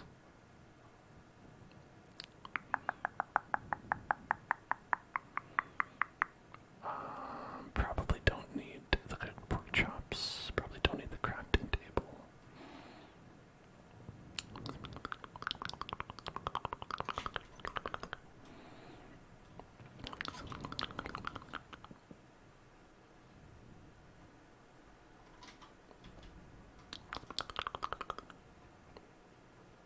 Oh, I can't eat this. Probably, I guess we're full up. Thank you for all on AP. Welcome to the Hell Zone. Okay. No, that's all gone. Goodbye. Goodbye to that stuff.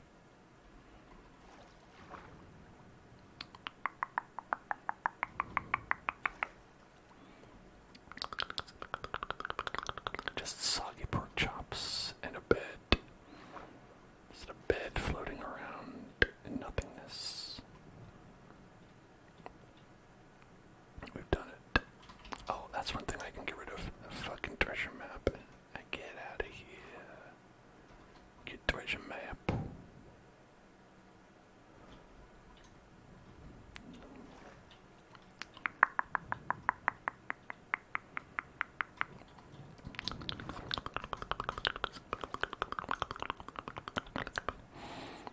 We did it. We now have a bunch of things that I don't know really how to use very well. But what matters is that I found the treasure. That's the most important thing.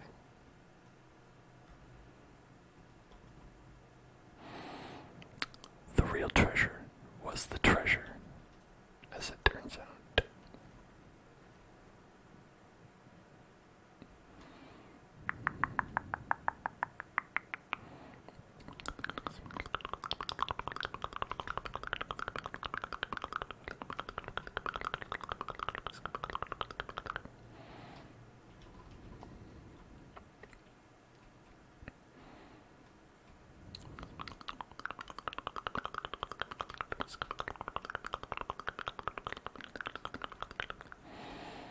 Let us crest this hill. Oh, not that far though. Crest the hill. Let's see if we can spot anything nice. Some nice stuff to spot.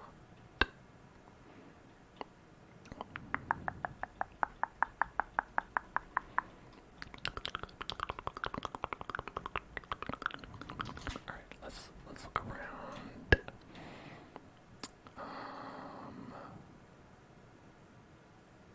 I just see a savanna.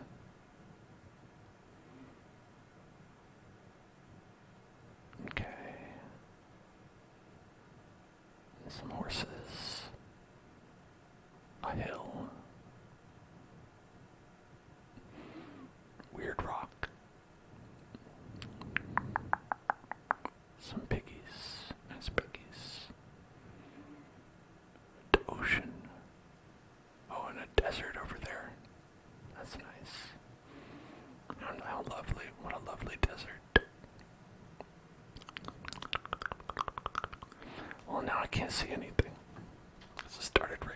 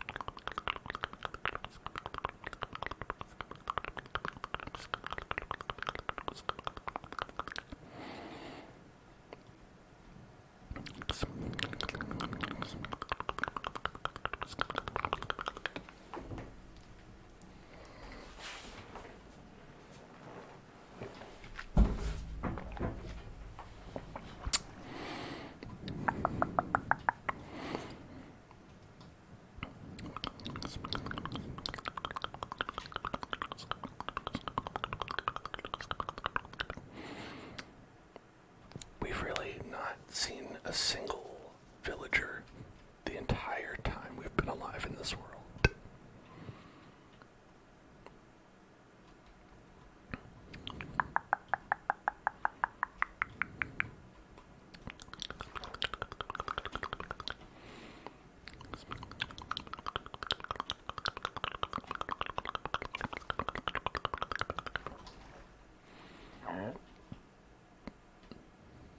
Well, that doesn't work.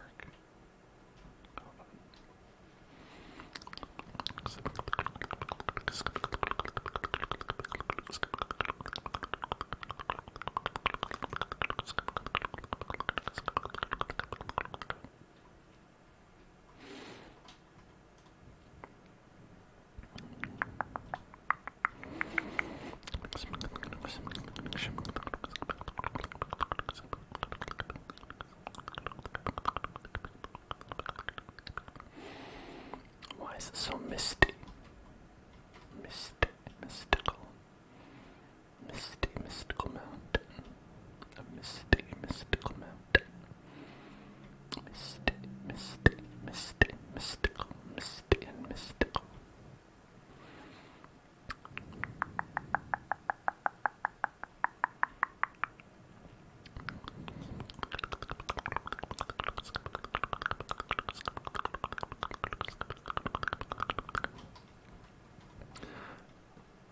Hello there, zombies.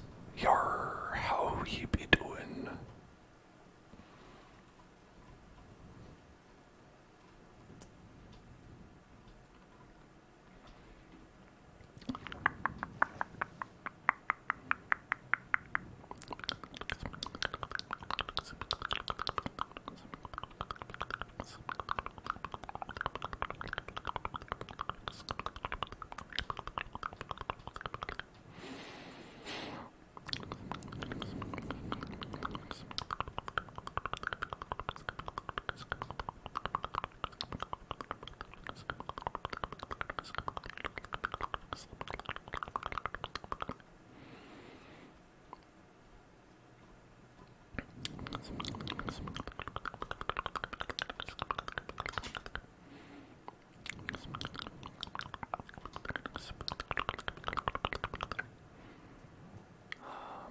I'd be doing okay. Yarg. I think I'd be doing okay, Yarg.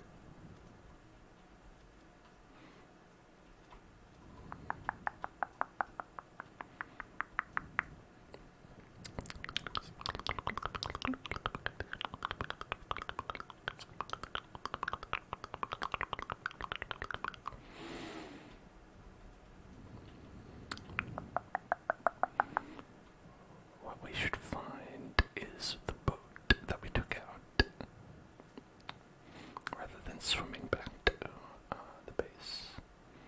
Probably would be better to have a boat. I could make a new boat, but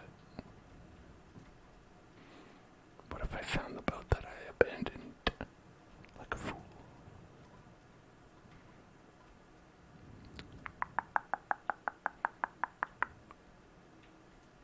Negligent boat owner that I am.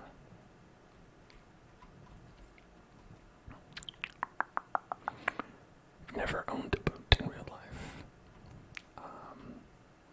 Or really anything.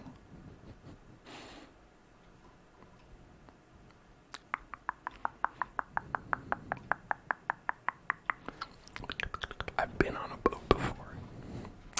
I can proudly say I have been on a boat. And it was fine.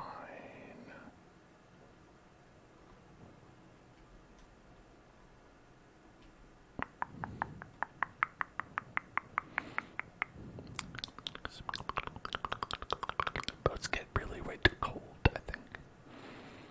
Most of the time when I'm on a boat, I'm freezing my ass off.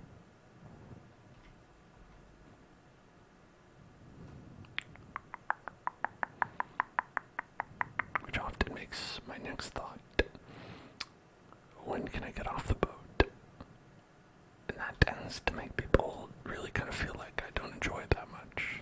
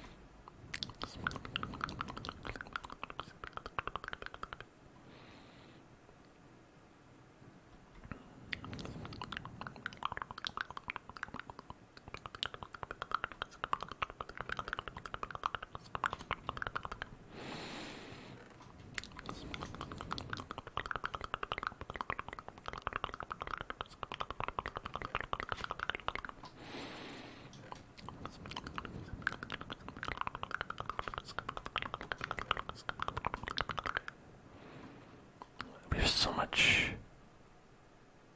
Ghost armor trim.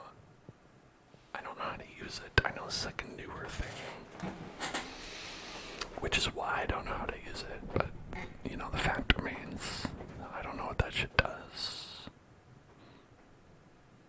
I know that's how you get, like, there's a certain one of these that will let you have netherite armor, and then the rest of them, I guess, are worthless, question mark.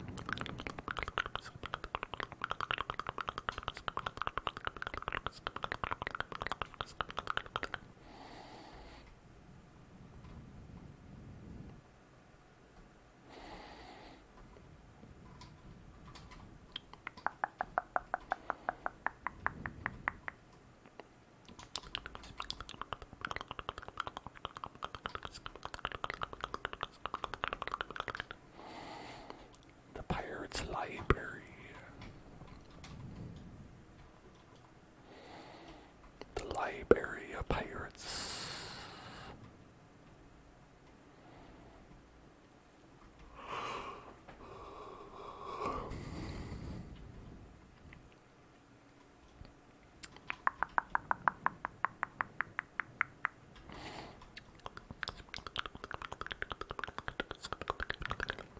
Now, I'm not entirely sure if I'm any better off than, like, say when we started the stream or not.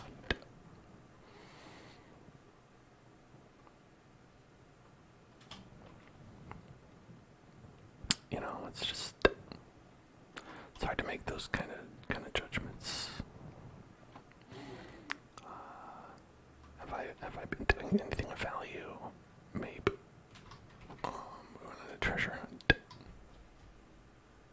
Is that a value? I don't know. We found a treasure.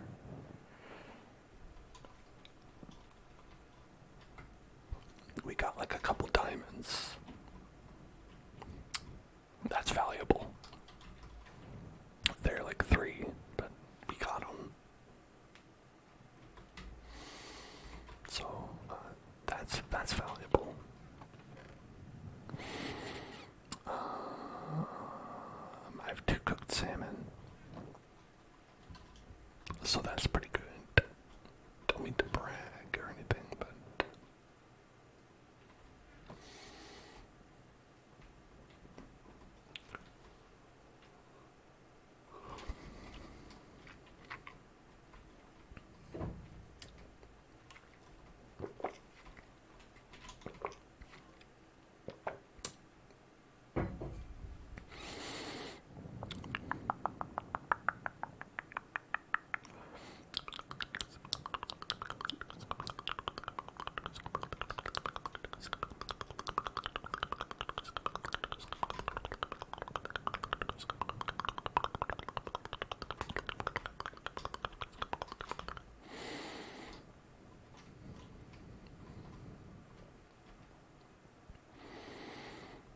Okay, well, why don't we grab that other map that we have?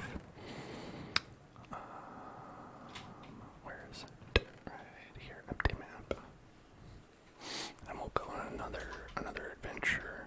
This time to the other direction. I think this is south.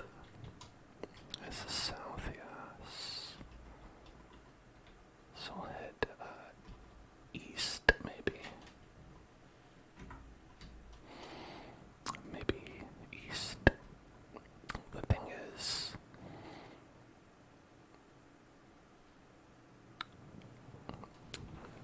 we don't have a lot of land masses around.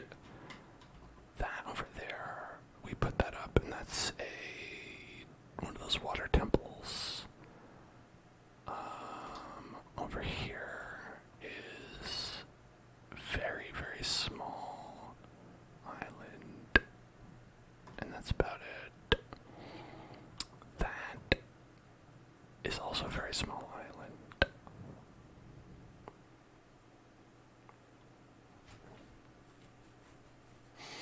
Maybe there. Land ho.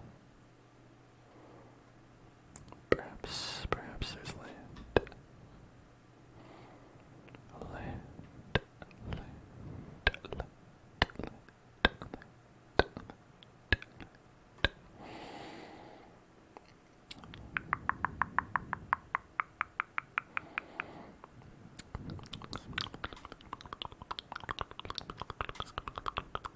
Oh, another landmass. Look at that.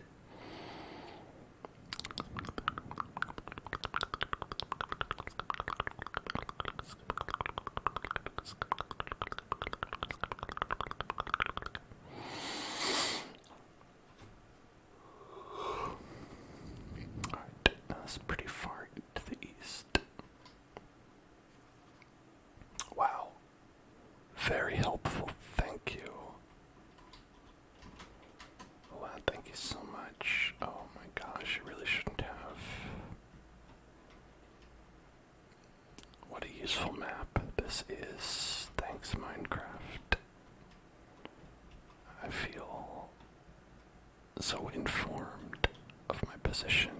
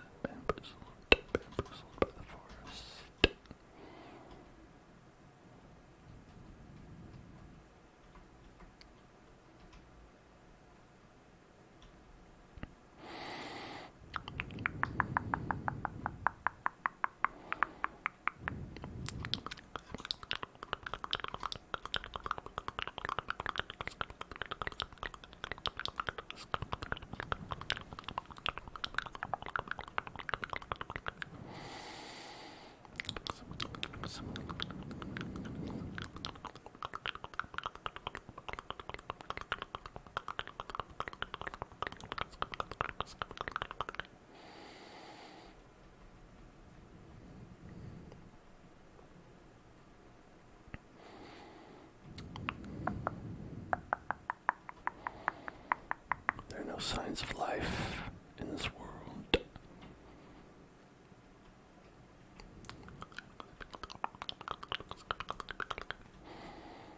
Seems barren and desolate, barren and desolate and dangerous, barren, desolate and dangerous.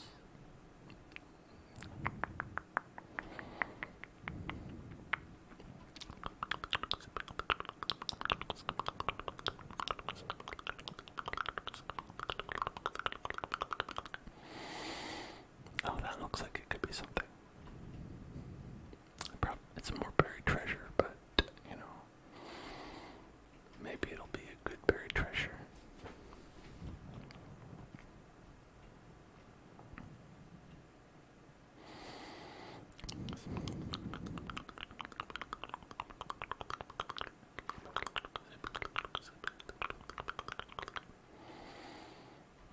Or maybe there's nothing.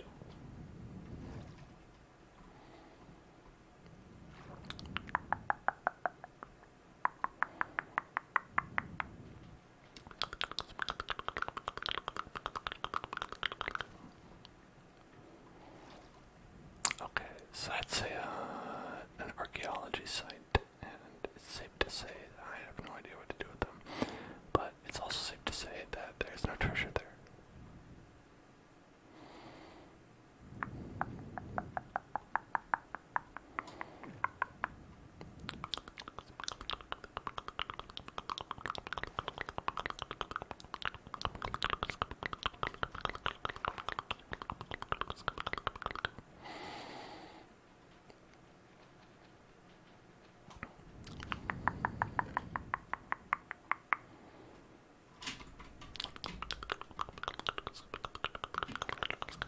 A fishing rod with cursive finishing.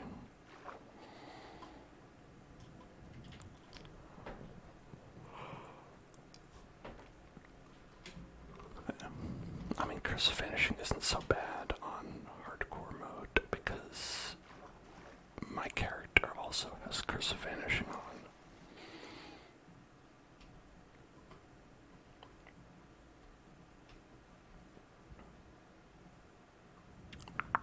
So if they finish, then so does the entire server world. I'm not playing the server, so.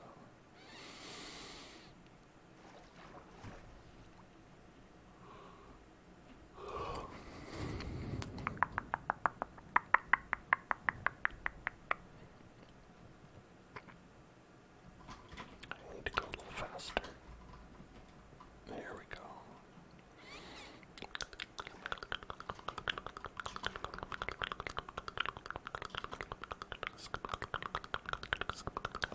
Hello, Strawberry Jade Fox. How are you doing?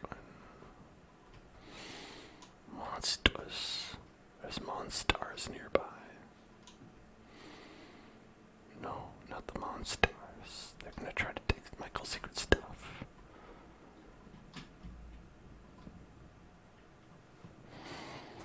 Oh, you're sick. Sorry to hear that.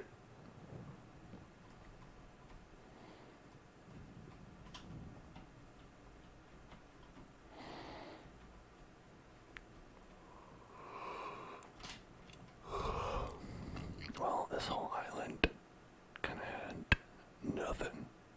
Nothing. Garbage Island. That's what they should call it. Change its name to Garbage Island.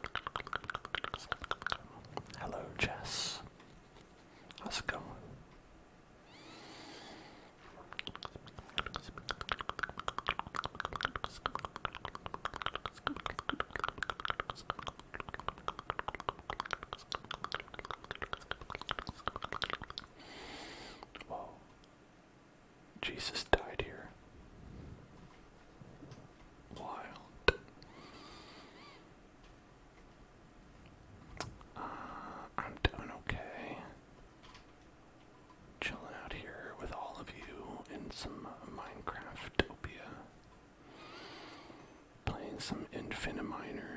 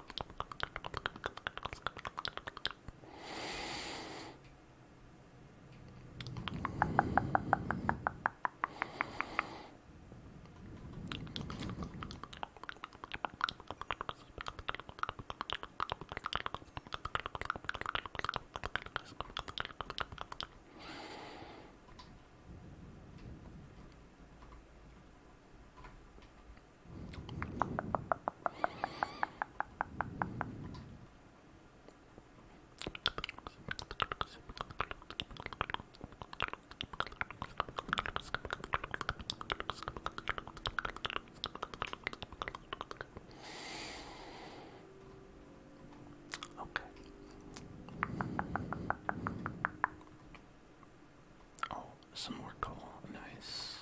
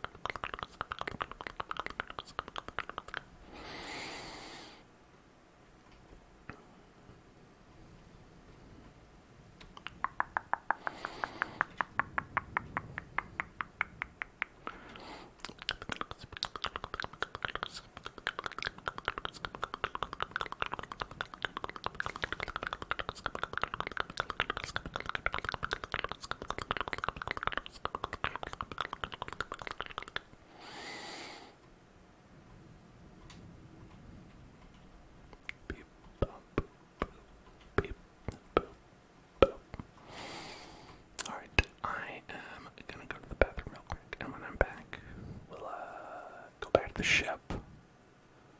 Chill out there. See you soon.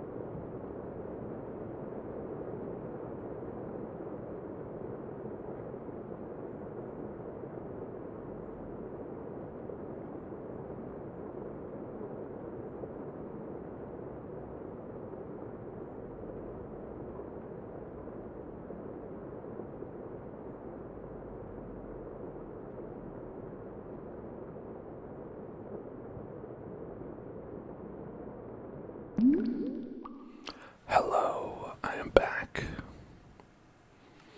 What's up, everybody? How you doing? We're riding on a boat.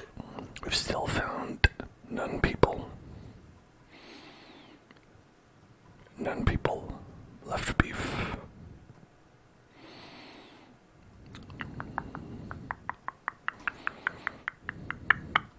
You know, I don't know if we checked out these places around here. Might be a treasure around here. Could be a treasure. Although these treasures aren't as good.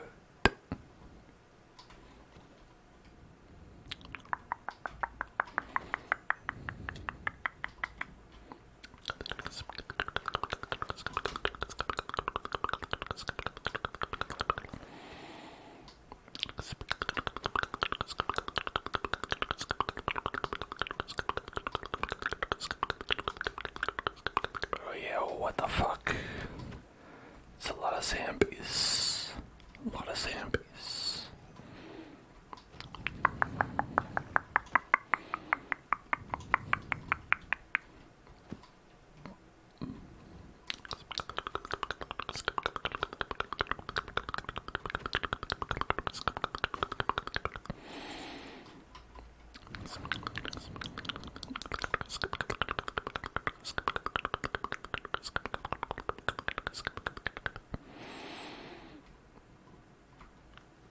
Alright.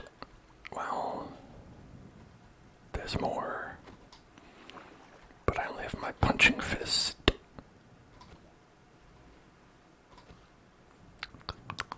Which is not as good.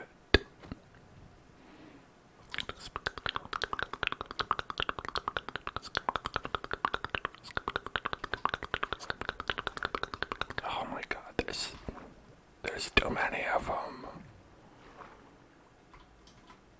We've gotta go. We can't fight them all.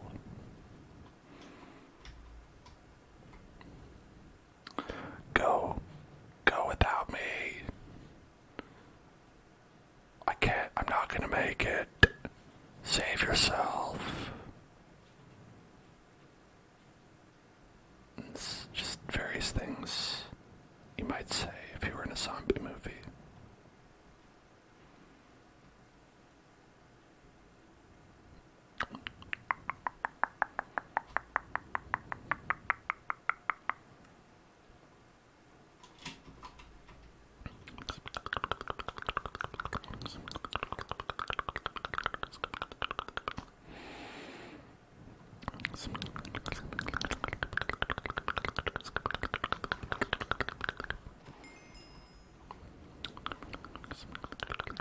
Wow.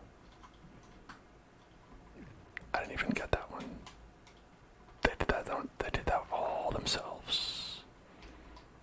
I feel like you should get oxygen bubbles if you stand on these. You know, like in Sonic Hedgehog. You know how Sonic Hedgehog can touch an air bubble and then his air will be refreshed? I think that should happen in the game Minecraft. Just like Sonic Hedgehog.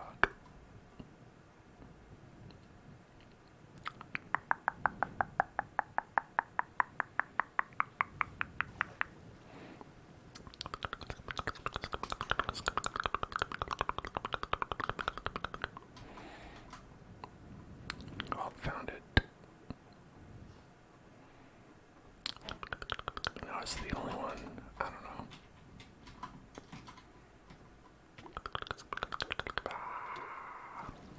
I'm okay.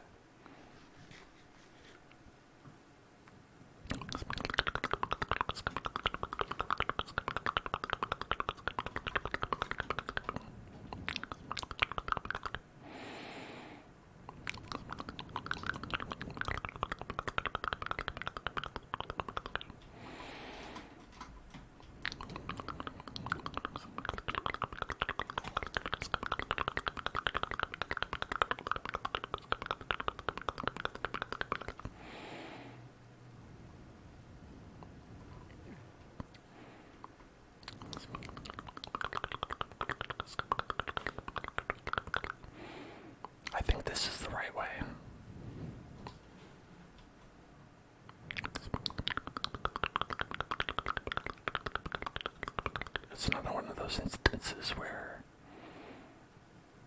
it'd be a lot easier to see if it wasn't so dark. Don't get lost. Oh, I don't know how I could. I'm just paddling alone in a boat at night in the rain and fog. How could I get lost?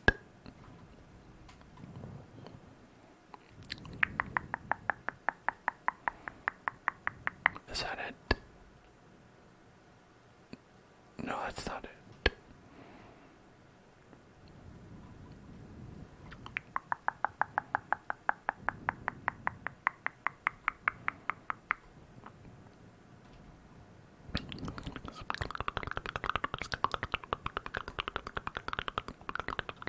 Oh, there's a creeper there.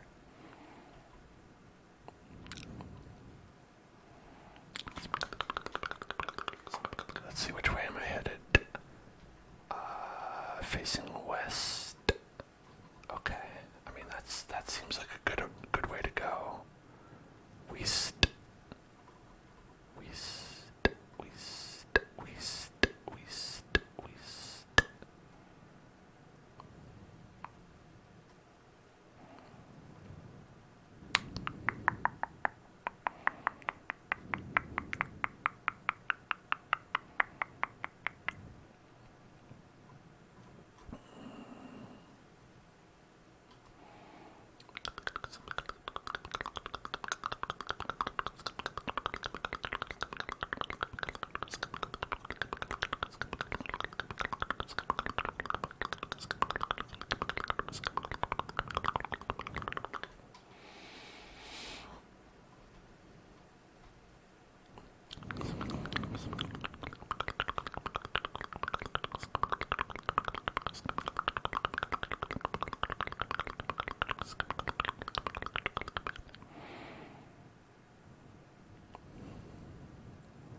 Yep, still don't see anything.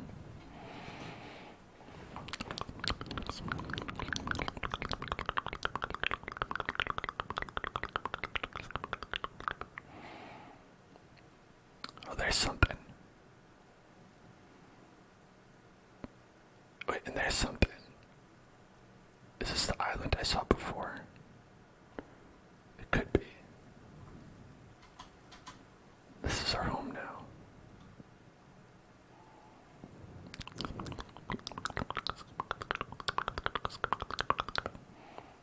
Hello, not a robot dude. How's it going?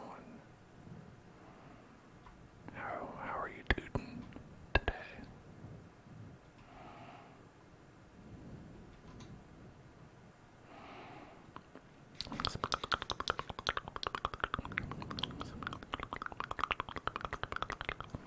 Let's check our heading.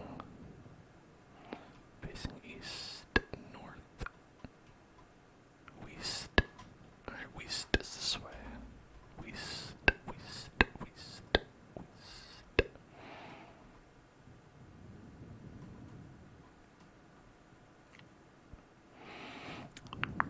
You watched Paddington 2? Oh, well, I've heard that's quite nice.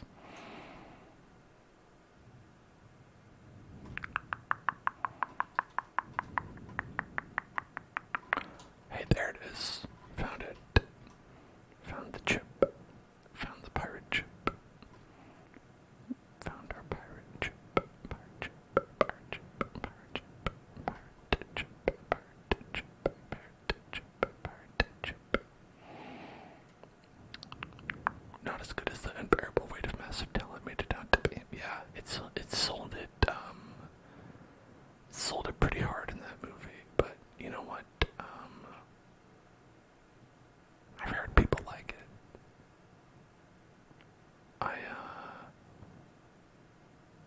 I haven't seen it.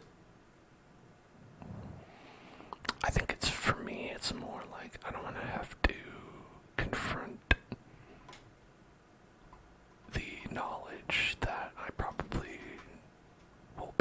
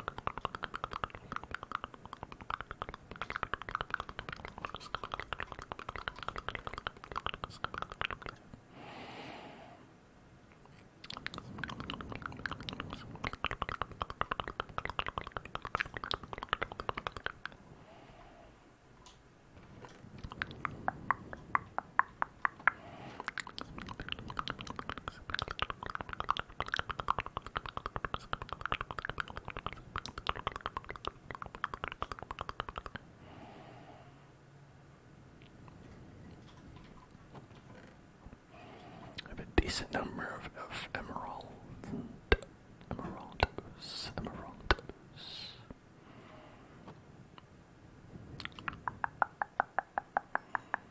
Oh, and a decent amount of steak.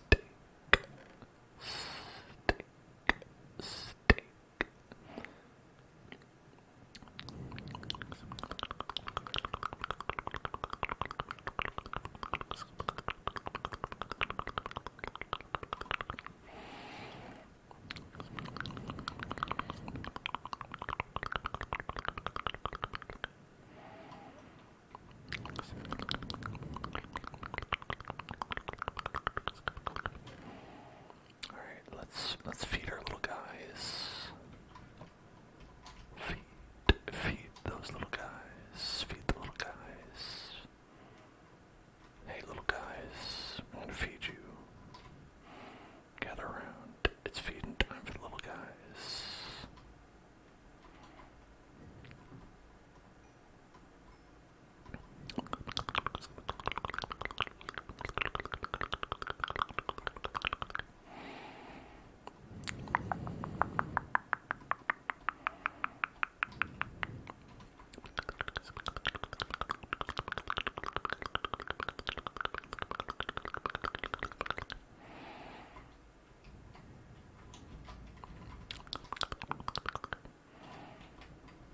Now it's murdering time for the little guys.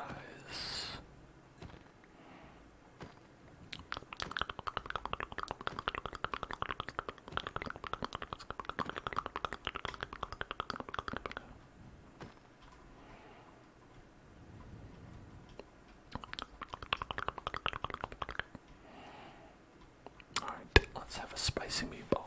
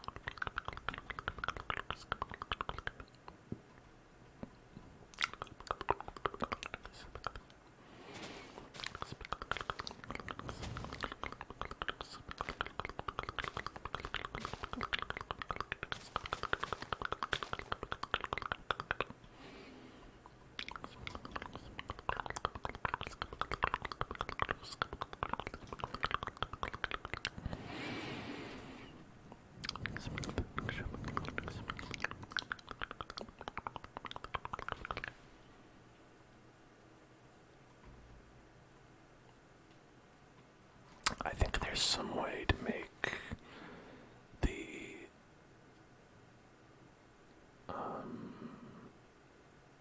maps a little like more like zoomed out. I don't really know how to do it, but I know you think you can.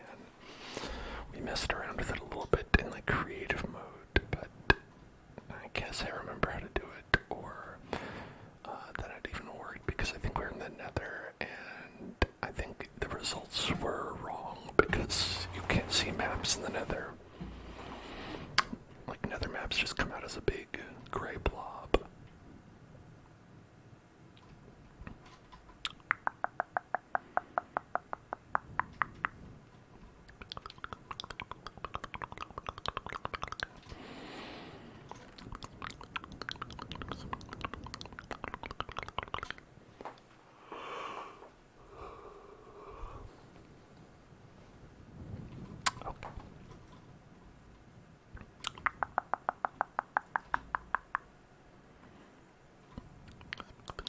Hello, sheepies. Nice little sheepies. What's up? None of your fur is gonna grow back. Wool. Hair. Fur. Hair. Oh, what do you think you're doing here, huh? What do you think you're doing here? Dying. That's what.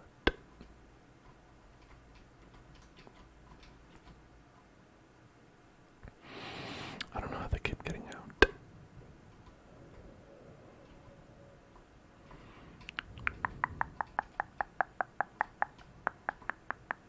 I feel like my fence must be pretty bad, but oh well. That's life. Sometimes you make a bad fence.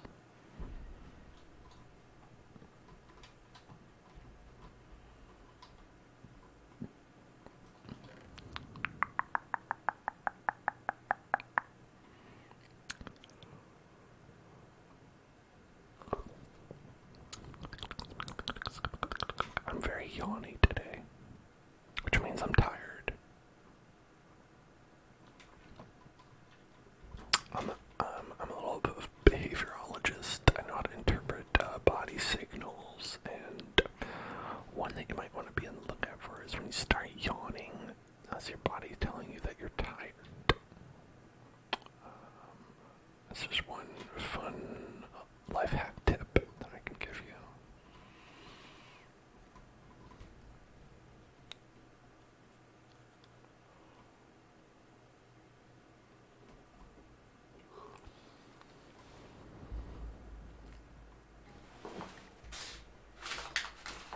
I got a little granola bar here.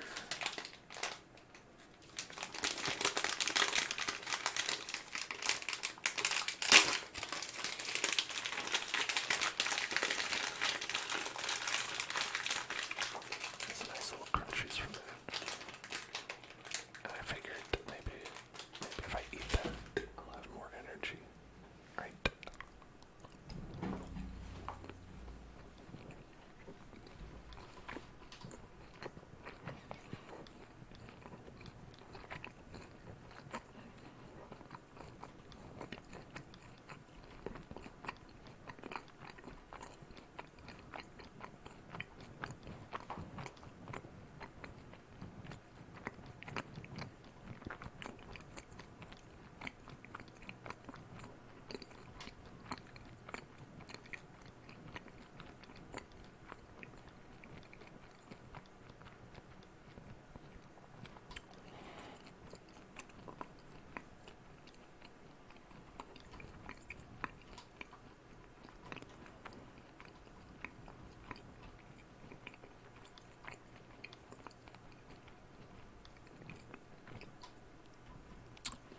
Wow. I felt like I was chewing that for like a long time.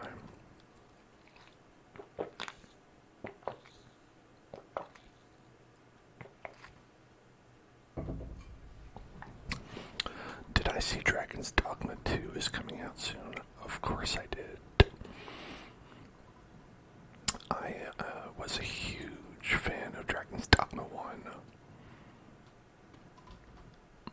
I think about it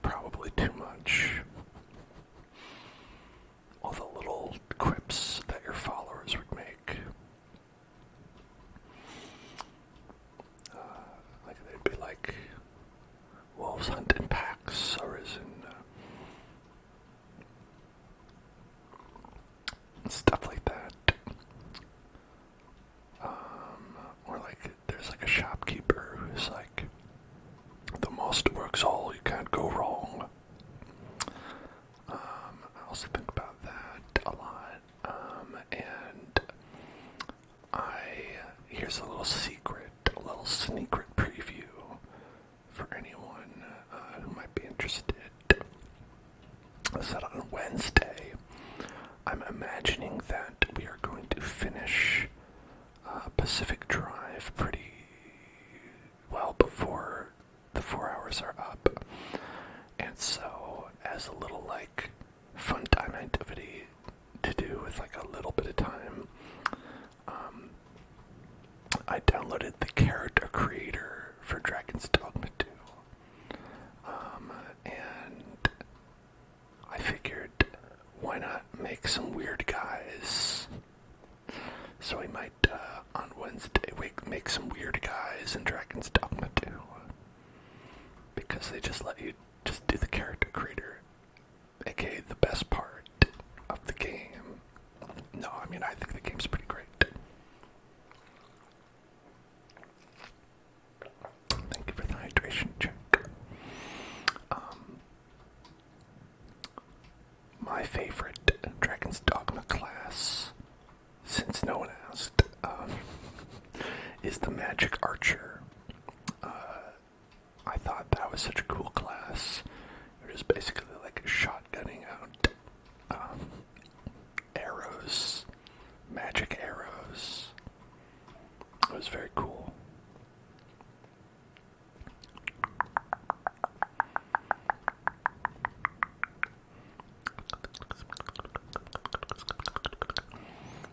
I did a lot of the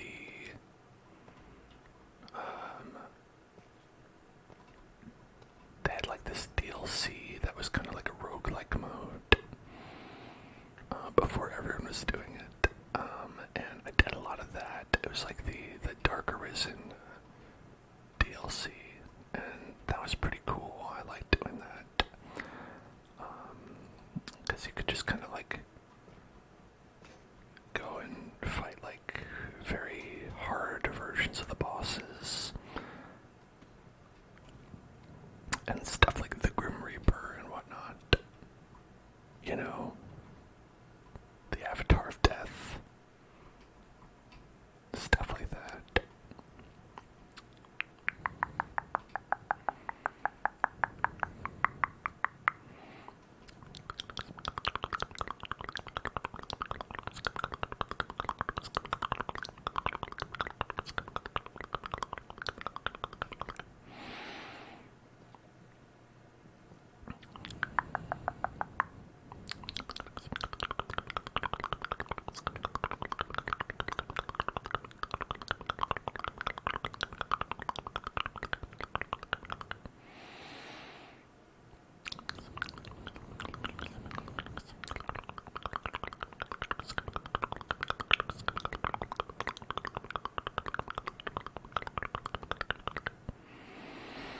You never played the OG, but you're gonna play this one. Well, that's cool. I think if you tried to play the original Dragon's Dogma now, it might be a little bit long in the tooth, perhaps. You know, just because it's been so many years since it came out.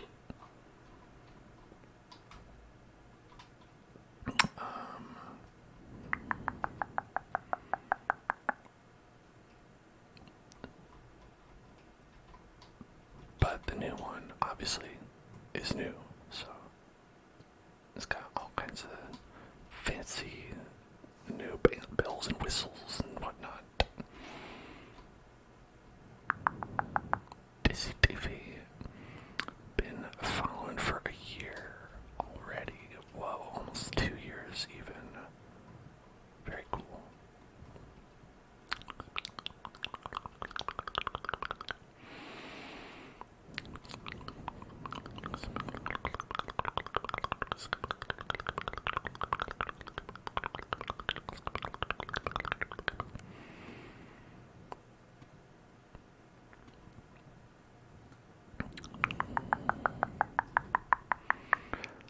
Now, the claim to fame with Dragon's Dogma,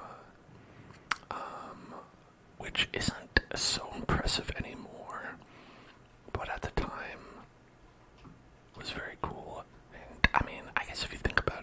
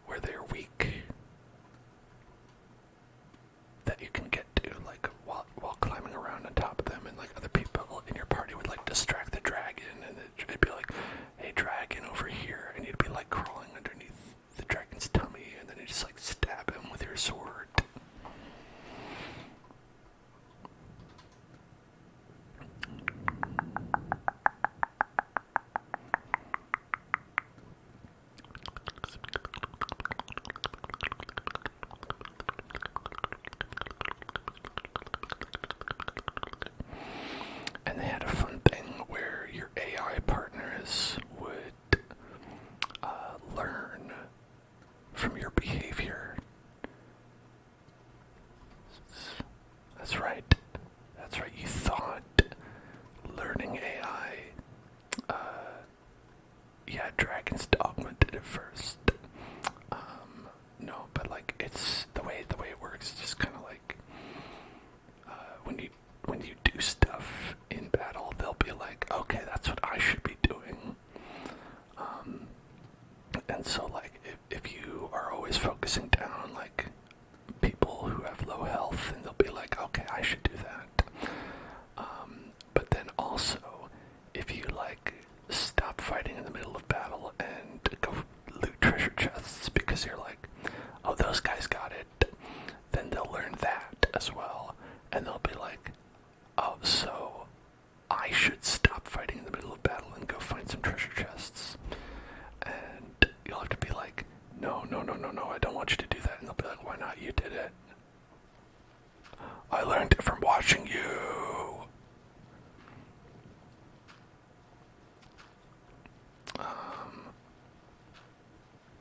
And it was a neat feature.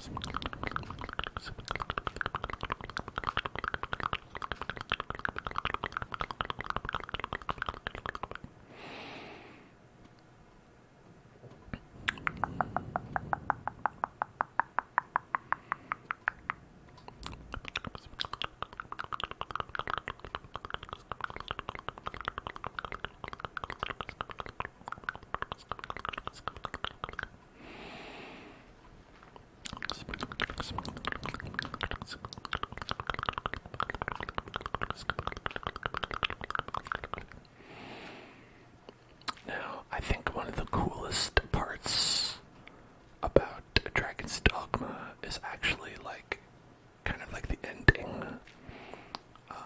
But obviously I won't talk about that, since even though Dragon's Dogma 1 is like pretty old, I don't know how the second one will tie into it, but like it's like a pretty cool ending of the game that you don't necessarily see coming. So it's got like a pretty cool story that I liked. And another cool thing, and this one is a little bit like very much like my specific shit that I like. But there's like a guy in Dragon's Dogma who is a forger, right? And he can forge any item in the entire game for like a fee, right? And so like if you give him a certain amount of money, he'll like duplicate an item. But the thing is, he only makes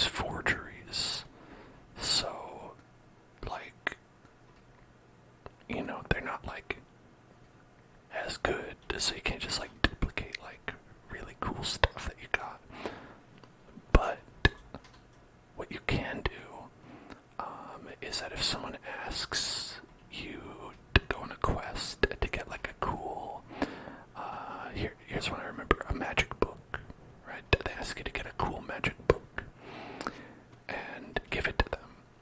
And you say, well, I want the magic book. I want the magic book for myself because that seems pretty good. You can have the forger make a fake magic book, and you can give the guy a fake magic book and keep the real one for yourself. And then he totally has no idea, and he's just like, hey, thanks. You're awesome. You did it. And then you get to keep the book, and you're like, heh, heh, heh. I'm so smart. And the thing that makes it really cool, though, is that on top of that, because his magic book isn't real, then later on in the story with this guy, you are fighting a griffin, and he actually is there to help you. He like comes along and will be like, hold on, this griffin will stand against us because I have this cool magic book that my friend Dan got me. And he'll go like murder magus. It's a magic spell he casts, and then it won't do anything because you gave him a fake magic book. And then he'll say, I gotta go. I gotta leave. I'm gonna die if I stay here, and I'll leave. So it's like a really cool thing in the game that I really enjoyed, and that's what I'm looking forward to in something like Dragon's Dogma 2. A bunch of like weird things like that, and I hope that that's in there. If not, I'll be very sad. Do you know what doesn't make me sad though? Paying attention. Pay attention. Pay attention. Look at me. Pay attention. Pay attention. Pay attention. Look at me. Pay attention. Pay attention. Pay attention. Pay attention. Right here. Pay attention. Pay attention. Pay attention. Get tingles. Get tingles. Get tingles. Get tingles. Get tingles. Get tingles right now. Get tingles right now. Get tingles right now. Tingles. Tingles. Tingles. Tingles right now. Tingles right now. Tingles. Get tingles. Get tingles right now. Tingles. Get tingles. Get tingles. Get tingles. Get tingles right now. Okay, thank you.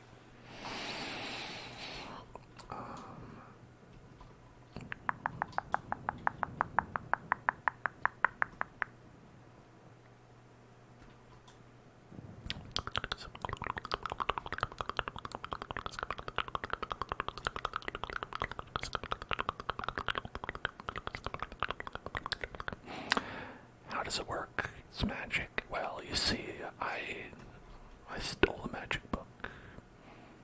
That's how. I used a magic book that I stole. That causes the tingles to appear.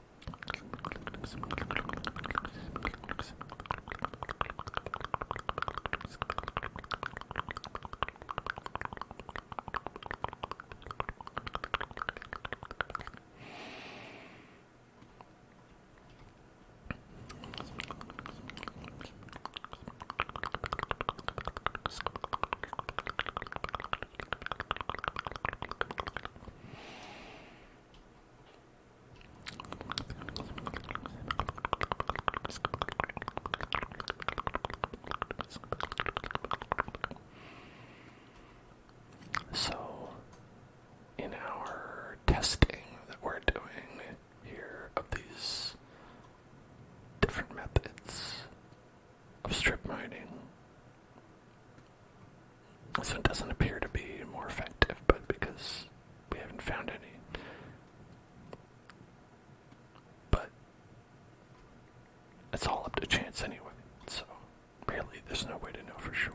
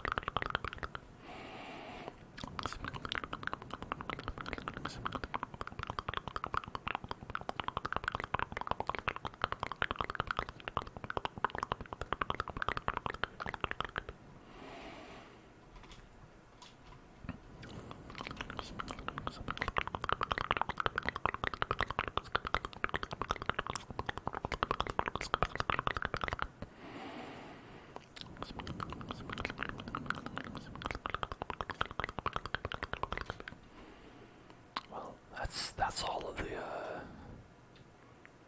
the guys we brought. We found 0 diamonds. I feel like that happens way too often. We did make some pretty large headway, I feel like.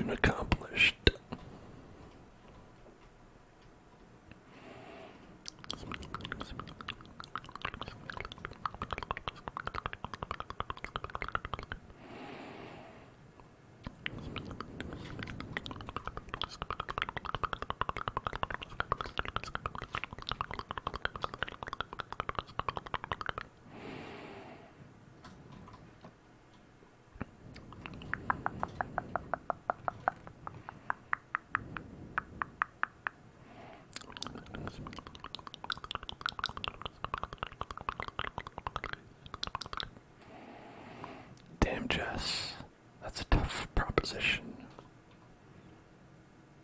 You know,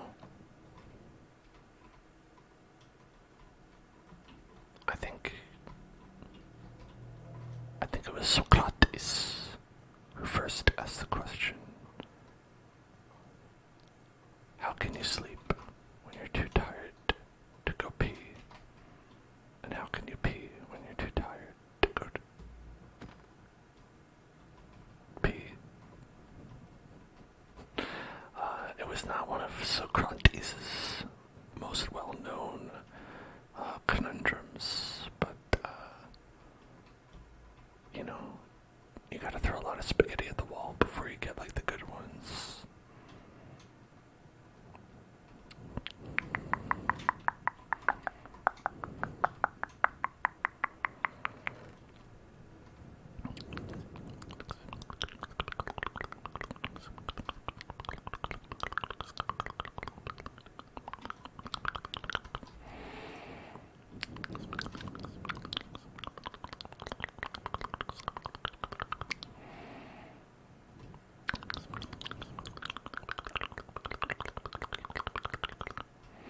Cows.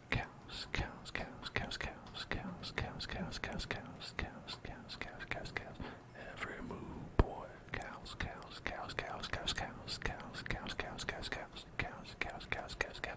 Every move, boy.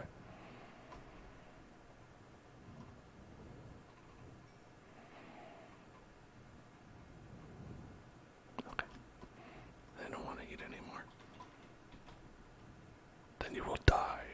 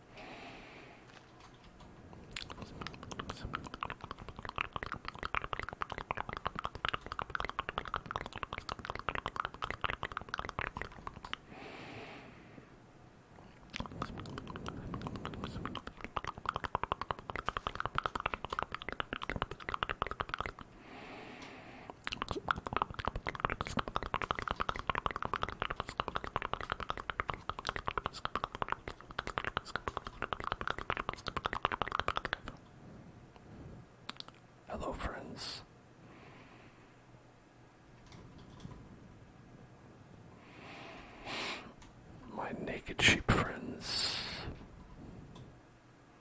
These naked sheep.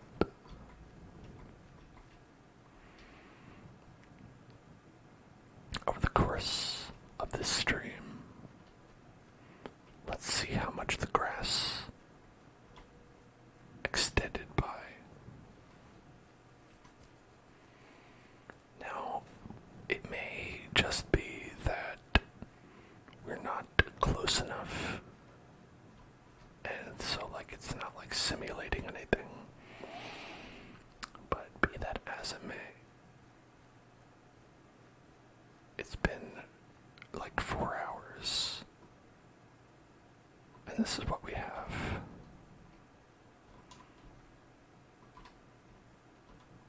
This is the growth. This is it. 2, 1.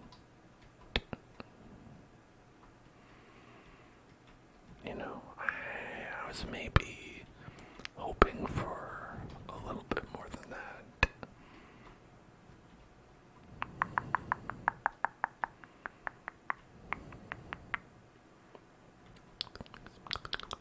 But fine. Whatever. I get it. Not allowed. Not allowed to have the things that I like.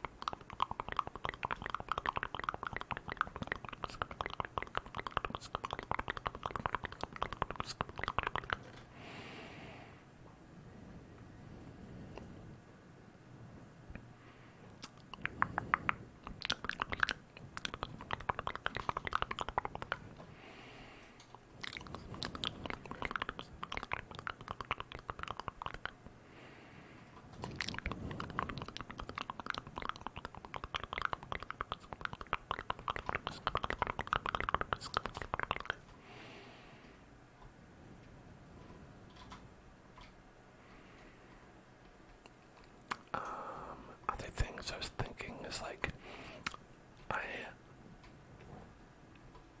it feels maybe a bit premature to plan this, but I kind of wanted to have like a below deck station for our crewmates who are going to be the villagers if we find any, which is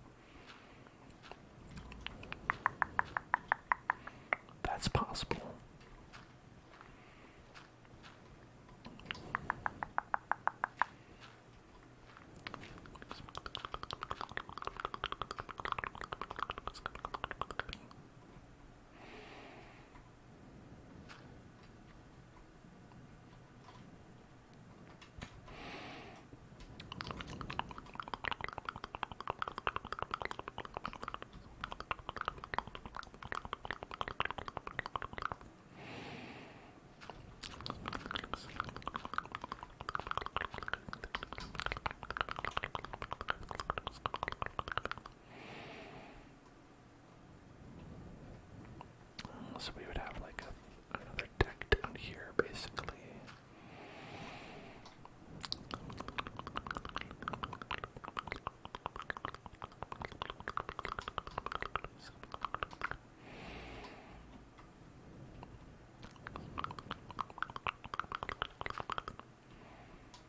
Okay, nice, nice. Is this water?